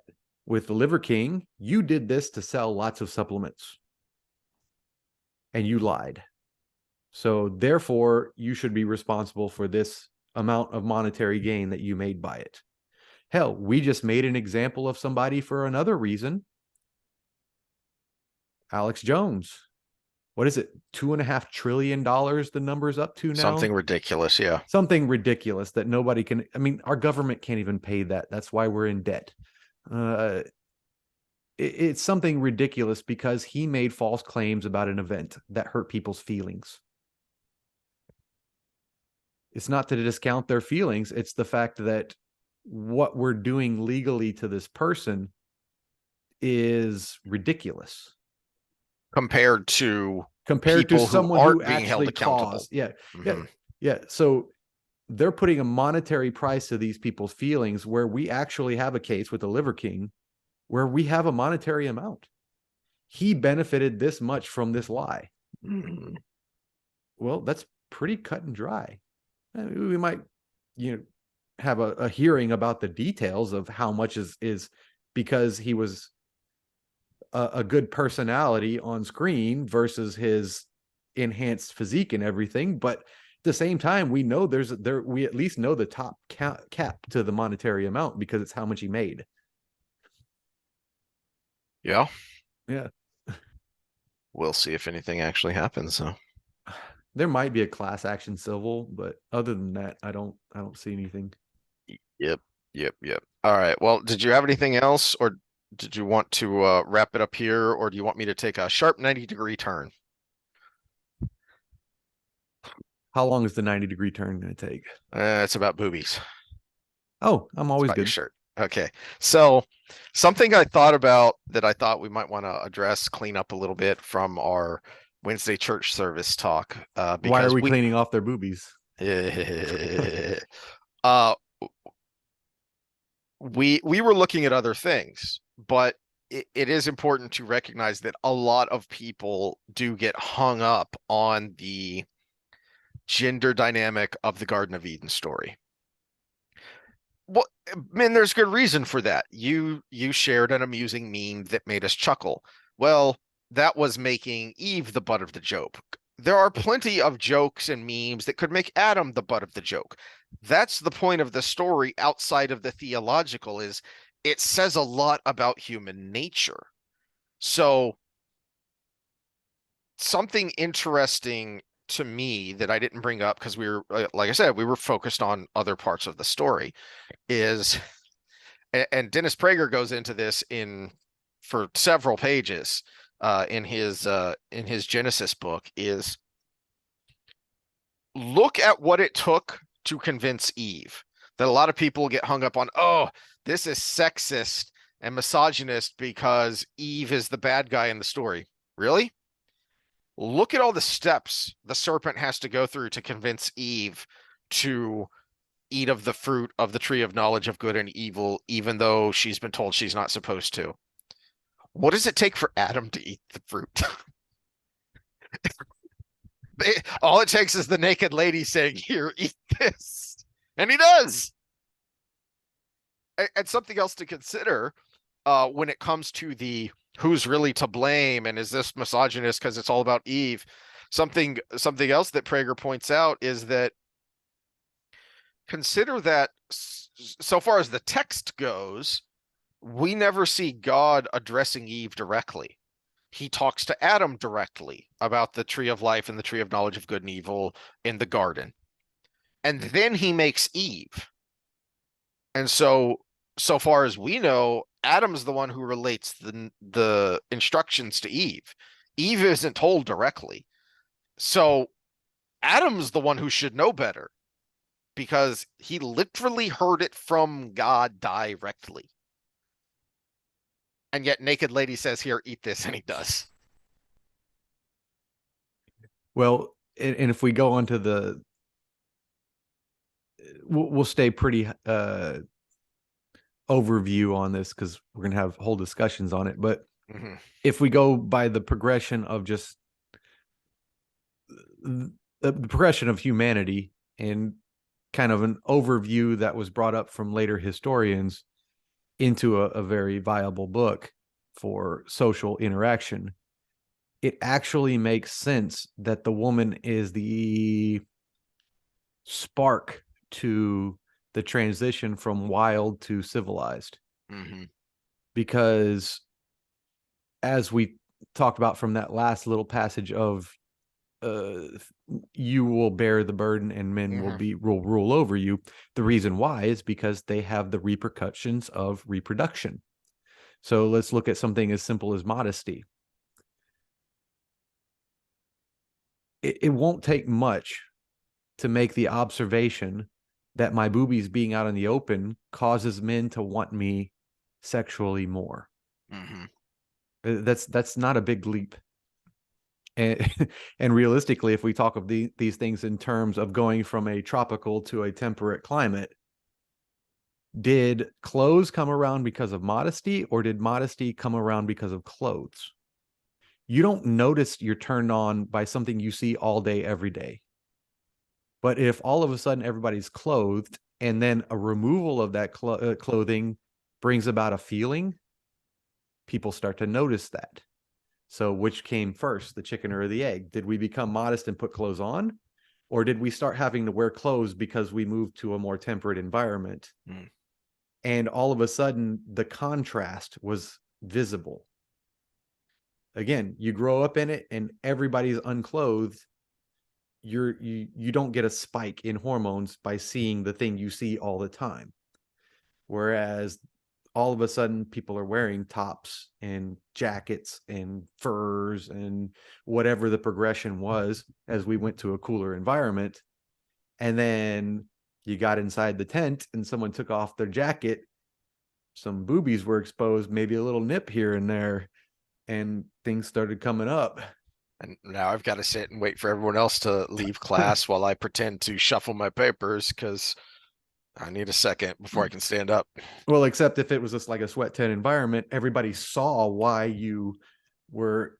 Then we start to go into the realm of sin because this was inappropriate Mm-hmm. versus this was normal life. We walked around naked all the time with maybe a loincloth on. And when we got together, things went up because that was beyond normal. When we actually started physically touching and when we started, kissing or whatever the progression was way back before we were in an agrarian society.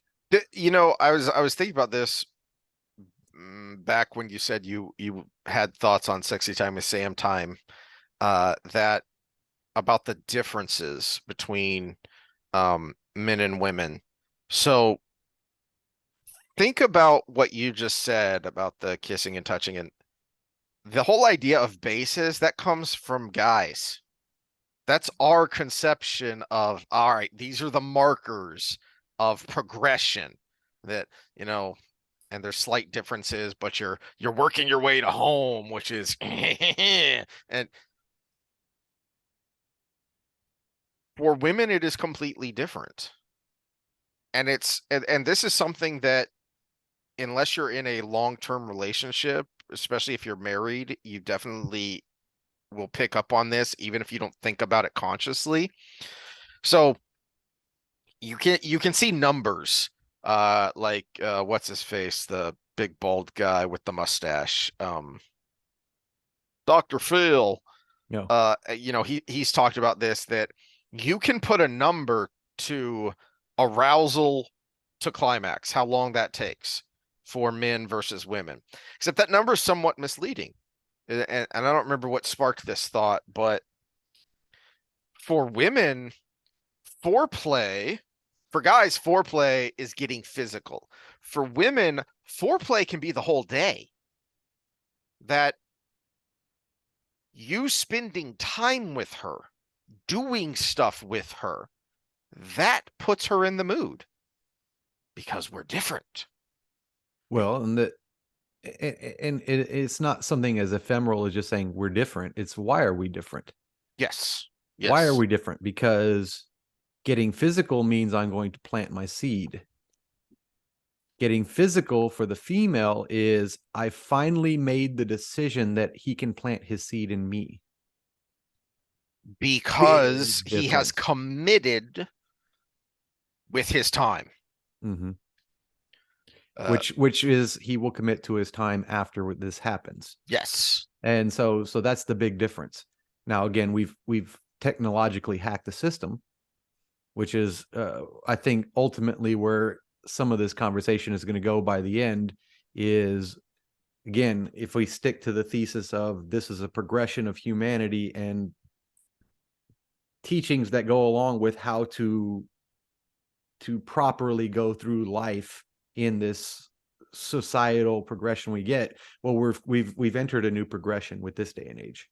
Birth control changed everything. Reproductive rights in general changed everything, to include abortion and everything. Because I know that's the extreme end, No, no, no. but I have a thought birth there. control in itself changed everything, because that line that he will rule over you no longer exists as long as birth control is the thing, as long as reproductive rights are the thing. And that's the big hangup. That's why it's important. We've got something, you talk about this from a religious end, that one of the proofs of this as being legitimate is that it's lasted for so many years, 6,000 years or whatever whatever timeline you would have put on it. Ish, yeah. We'll say Christianity 2,000 years, because that's where we That's get our easier to calendar mark. from. Yeah, Yeah, that's an yeah. easier mark. But reproductive rights have only lasted for 50, 60 years, 70 years ish, somewhere, when birth control was Hmm. somewhere around the 1950s. I think, yeah, I think it came about in the 50s. It didn't start to become widespread until the 60s. Mm-hmm.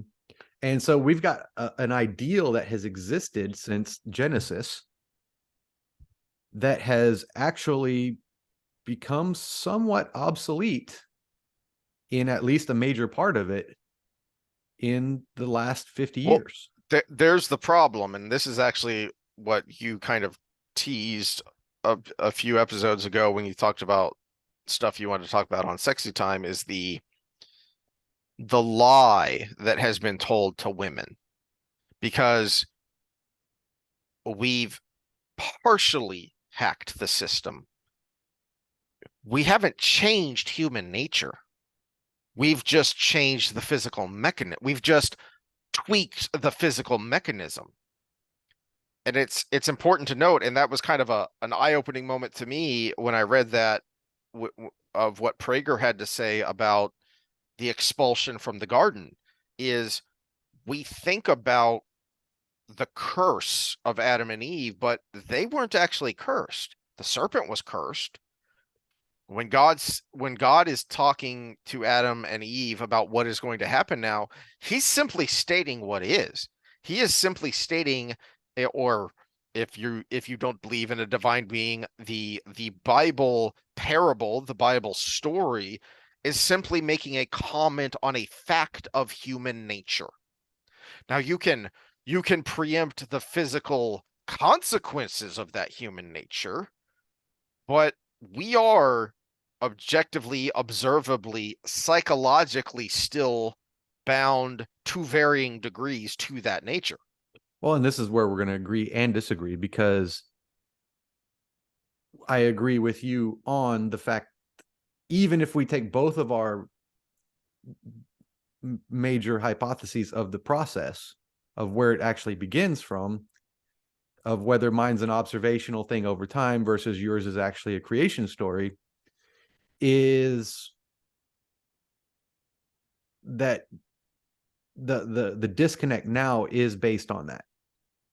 Because, again, creation or evolution, we have things in our body, brain, everything that is adapted to that old model. The problem is things have changed, and the Christian answer to that is make things the way they were. But and then the progressive model, I'll use that term. The progressive model is push forward with no boundaries, whereas the answer is to acknowledge both, that we are designed for this thing in the past, but we exist in a time that's not like that anymore. So how do we, just like we do with exercise, just like we do with diet, how do Well, we make What's the best the of the situation that we what go into. what's the title of Weinstein and Hang's most recent book? Because that's what they're talking about, right? Hunter Gatherer's Guide to the 21st Century. Hunter-Gatherer's Guide to the 21st Century. That's Right the over idea. my left shoulder there. Is that that's the idea, and they've talked about it on their own podcast and in talking to other people in their podcast that we are biologically structured in this way, but we don't live like that anymore. So what does that mean from a wholly atheistic evolutionary perspective? And that is something that is important to consider. What I was laughing at when you were talking about birth control, though, and I think I've mentioned this before, is Jonah Goldberg, back when I would listen to him before he lost his mind. Um, he would go off on these riffs about how conservatives, especially Christian conservatives, like to focus on birth control, and Goldberg thinks that the Model T had more to do with the sexual revolution than birth control because Because you the had a back seat. way, Yeah. the back seat, you had a way to get away. I mean that's the whole rolling in the hayloft idea is you've Well, got to get away from other people he's first. correct in the get away with it, hack the system part, but he's incorrect in the repercussions of your actions. Exactly. And that's what I was thinking Yeah. about when you were talking is, you know what, Jonah, you're right, but you're wrong because yes, people were always having premarital sex because people are people. People have urges, people have hormones, blah blah blah. But before the actual sexual revolution, before birth control became ubiquitous, there were always consequences to that. And the result of those consequences were almost always a shotgun wedding. Oh, Was that problematic sometimes? Sure. at the very least, the consequences for the female were almost 10 months of bearing a child. And that's the whole point. That's the biggest part of the difference in relationship, because even, and this is a true thing, even in the case of infanticide, which females would do if they would have a child without the father sticking around, and this is historical through humans, Neanderthals, non-human primates, all the way down, that I have a better shot of procreating further on if I can find the guy that sticks around. It's still minimum that gestation period. Mhm. Now there is some recorded history of animals doing some sort of nature version of abortion, but it's kind of inconsistent and well, it's difficult. I mean, it's really hard to see which baboon fell off a rock and which jumped off a rock onto their belly. You know, Mhm. that's a difficult thing to parse out. But we do know that they do give birth, and then if the guy didn't stick around or he lost his alpha male spot and was chased out of the troop, and then she knew she was going to be forced to have a child with the other one, she would get rid of the one she has now, Or the male would kill it, as happens with or the male lions. would kill it. Yes, Yeah. so there's both male and It, female and there's a infanticide. biological reason for that, which is that, well, if the if the previous male lost the fight to lead the pride or the troop or whatever, well, then his genes aren't as superior. Well, here's another concept from primates you would see is female would get jiggy with the alpha, make sure she couldn't have a child, so basically give a false signal of ovulation, and then go get jiggy with the guy she likes in the bushes. I was not aware that that has been observed. It has been observed, and actually birds do it all the time, Mm. apparently, which birds are always the pair bonding people love to go to because they always pair bond and everything. But Well, then they but there finally are some, started yeah. doing genetic testing on the eggs in the nest, and then they're like, well, maybe it's rape because that's the first place you go No, when that's there's. dolphins. And then they found out, oh no, these female birds are doing it on purpose. They're actually just going and finding another guy. And uh, so cuckoos are a great example too. So we have a term in humans called the cuck. It's the guy that likes to watch his wife, but it's more of a deceptive thing because cuckoos will lay their eggs in the nest of Mm. another bird and they will grow up. And even though the bird is 3 times the size of the other birds in the nest, they will take care of it as their own and raise it as their own. But But here's where we disagree is that to me, these are all useful examples that we need to think about because of our nature, because we do have a biological nature that pushes us in certain directions. But what separates us from the animals is that we are more than the sum of our parts. no, no, no, no, we're not disagreeing there. Yeah, no, it's Okay, the no, disagreement is okay, then what do we do about that? yeah, And and my problem with going the Christian route, not only just because I just don't believe, but my problem going down that route is to adjust society in a way that basically makes it not possible anymore, that we are still subject to those repercussions. Again, abortion rights, then we already see that places where that have already progressed, they're talking about birth control already, which is pretty stupid. But the if you look at it the other way, well, maybe there are other solutions to this. We came up with birth control. We hacked one system. Well, how do we progress forward? Maybe there's a new progress to this that's not found in the Bible. theoretically, birth control isn't new, but I just want to throw this out as a slight tangent. There are records of herbal things that were done in the past, especially the Egyptians are one that come to mind. As That with we talked about this with technology in the Enlightenment and then the cell phones. It's tried and tried and tried and tried again, and then we found the one, mhm. or found the one, But the thing that was the much best. like Greek fire, we know it existed, but we don't know what it was. And Mm-hmm. and thus we don't know entirely how effective it actually was.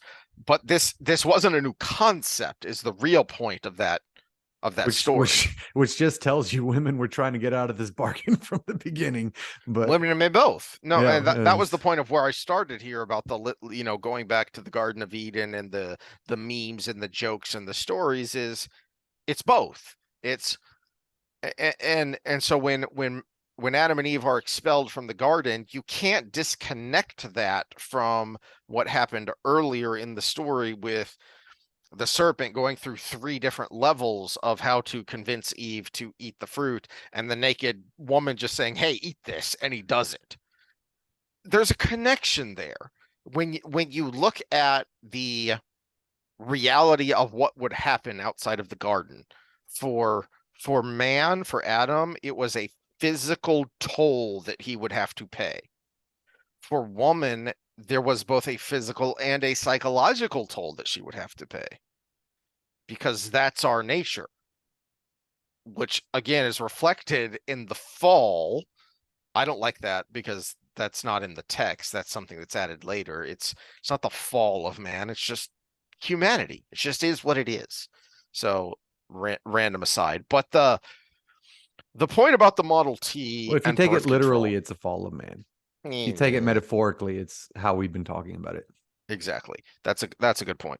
So the idea about the Model T versus birth control though is there is an element of, even if you don't ascribe to the supernatural theological ideas of the Bible, is there something there philosophically that is superior?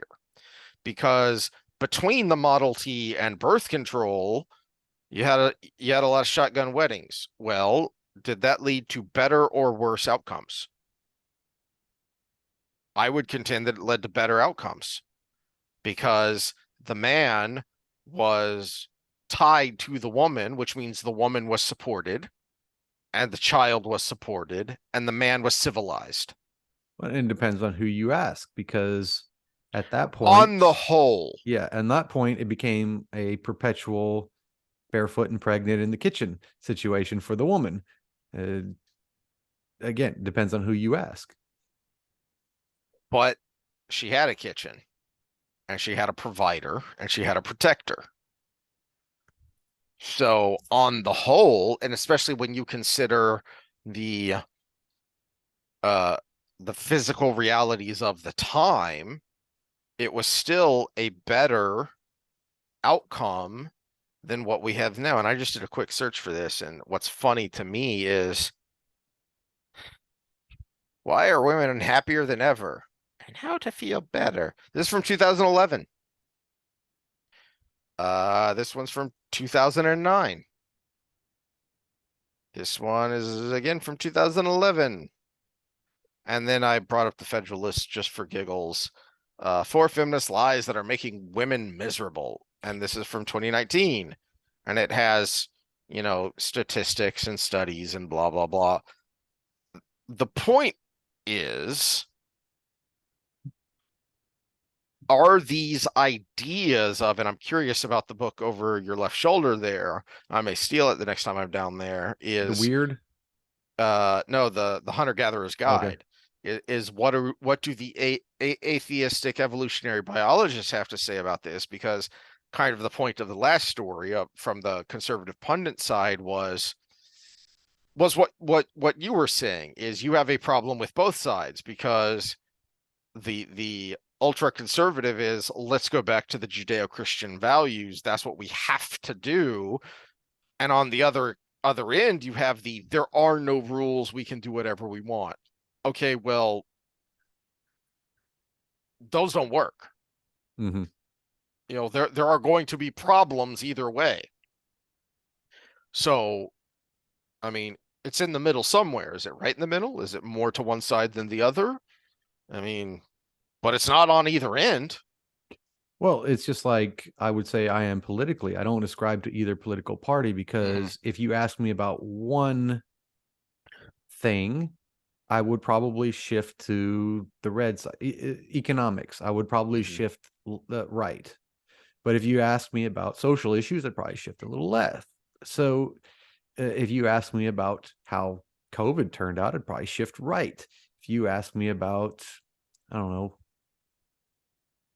yeah, social issues is probably the only one I shift left on anymore. But uh, Well, that's a good point because that is to my rant earlier about complexity and the bloated size of our federal government. That's why we have layers of government, because if our layers of government were working within their constrained spaces, you could vote more one way on the federal level, a different way on the state level, and a different way again on the local level.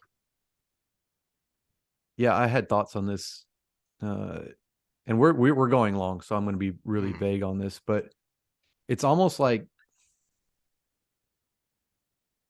there's too much put into one system. mm, Because what brought this thought on is I went to a Christmas party with my wife, and she works for a psychiatric company because she's a psychiatrist. And so it's social workers, psychiatrists, psychologists. And if you can only imagine, it's mostly lots of multicolored hair people. Uh, so there were a lot of weird people there. Weird in a good way in some senses, but this is the point I'm making is when you talk about a laissez-faire, let me be me type mentality, of course I'm going to side with you because we're all individuals and we all are entitled to how we want to try to live our lives. It's not guaranteeing of success, but you're entitled to try as long as you're not hurting anybody else in the process, right? mm. But at the same time, do I want these people making economic decisions for me? They're two completely separate things. Do I want them making foreign policy decisions for me? No. That is a really good example because I just got taken to an office work party with my wife that was thus full of tech geeks. I Do totally you different want them conversation making with him. entertainment Yeah. decisions for you? Do you want them making social interaction decisions for you? No. So it's almost like we have to separate these things. Hmm. Hmm. You know It's what? almost like the structure of our government was designed with that in mind. Like the Like people those, who originally like designed the government weren't morons. yeah, like the social aspect that we try to govern should not be even touched by the government, Hmm. but the we'll say the global aspects and the the infrastructure type aspects that are true infrastructure, not green new deal or anything like that, Hmm. like true Hmm. infrastructure. Like, do you have a road under your car? You know, those things should be handled by, you know, realistically, I would say more conservative individuals, more process minded individuals. Whereas something like the entertainment industry, something like even entrepreneurship needs an open minded type structure, This is something we've talked about a which is lot. why the IRS is the devil. But Yes, uh, we more talked about at the beginning is this is a place where I've been shifted by people like Jordan Peterson, who pointed out that, and Haidt to a lesser degree, that you need both. That people who politically are more left versus more right, they think differently, and you need both. Sometimes you need more in one avenue and the other in another area, but you need both. You can't be ruled by just one. And that give and take is what has led to general progress over time. And yes, sometimes it was painful and sometimes it took way too long. But in the end, the US at least has been progressing over time. And now we have reached a point where I'm afraid we can't progress because we are not ideologically different, we are ideologically opposed. okay, so let me give an extreme example to this. Someone who I could not have a good conversation with on global policy or economic policy, and someone we've made fun of on a lot of different things, AOC. But if I sat down with her and I kept the conversation to individual rights, we could probably have a very good, long, productive conversation, and hopefully I'd score because she's hot. But No comment. no, but the truth Yeah. of there's truth in that statement, right? How many people realize that the Occupy Wall Street people and the Tea Party people had like 80% of the same complaints? Mm-hmm. They had different ideas on how to fix them, but they were all talking about the same thing. And do you even realize that? People who went to one rally versus the other rally, because that's important. But then where someone like AOC goes wrong is when they connect that individual rights issue, that individuality issue, with systemic global Green New Deal A policy. one size fits all solution from the very top all the way to the very bottom. No, life is too Mm-hmm. complicated for that. And it isn't in all fields, in That, every field. that this is where it all ties together, and this is why we try and think and talk about bigger ideas. Is this even connects all the way back to the beginning when we were talking about the NFL and the idea of unintended consequences? Is let's impose this idea from the top. Well, wait a minute, you're down in the trenches playing the game. There's a lot of variables happening there. Not Well, not just totally, but on any given play, there's a lot of stuff happening. Are you going to have an unintended consequence? why should a global oil mogul who's trying to, right or wrong, trying to further their brand, have any influence on gay marriage? Say what you want about either issue, they're Yep. completely unrelated. Yep.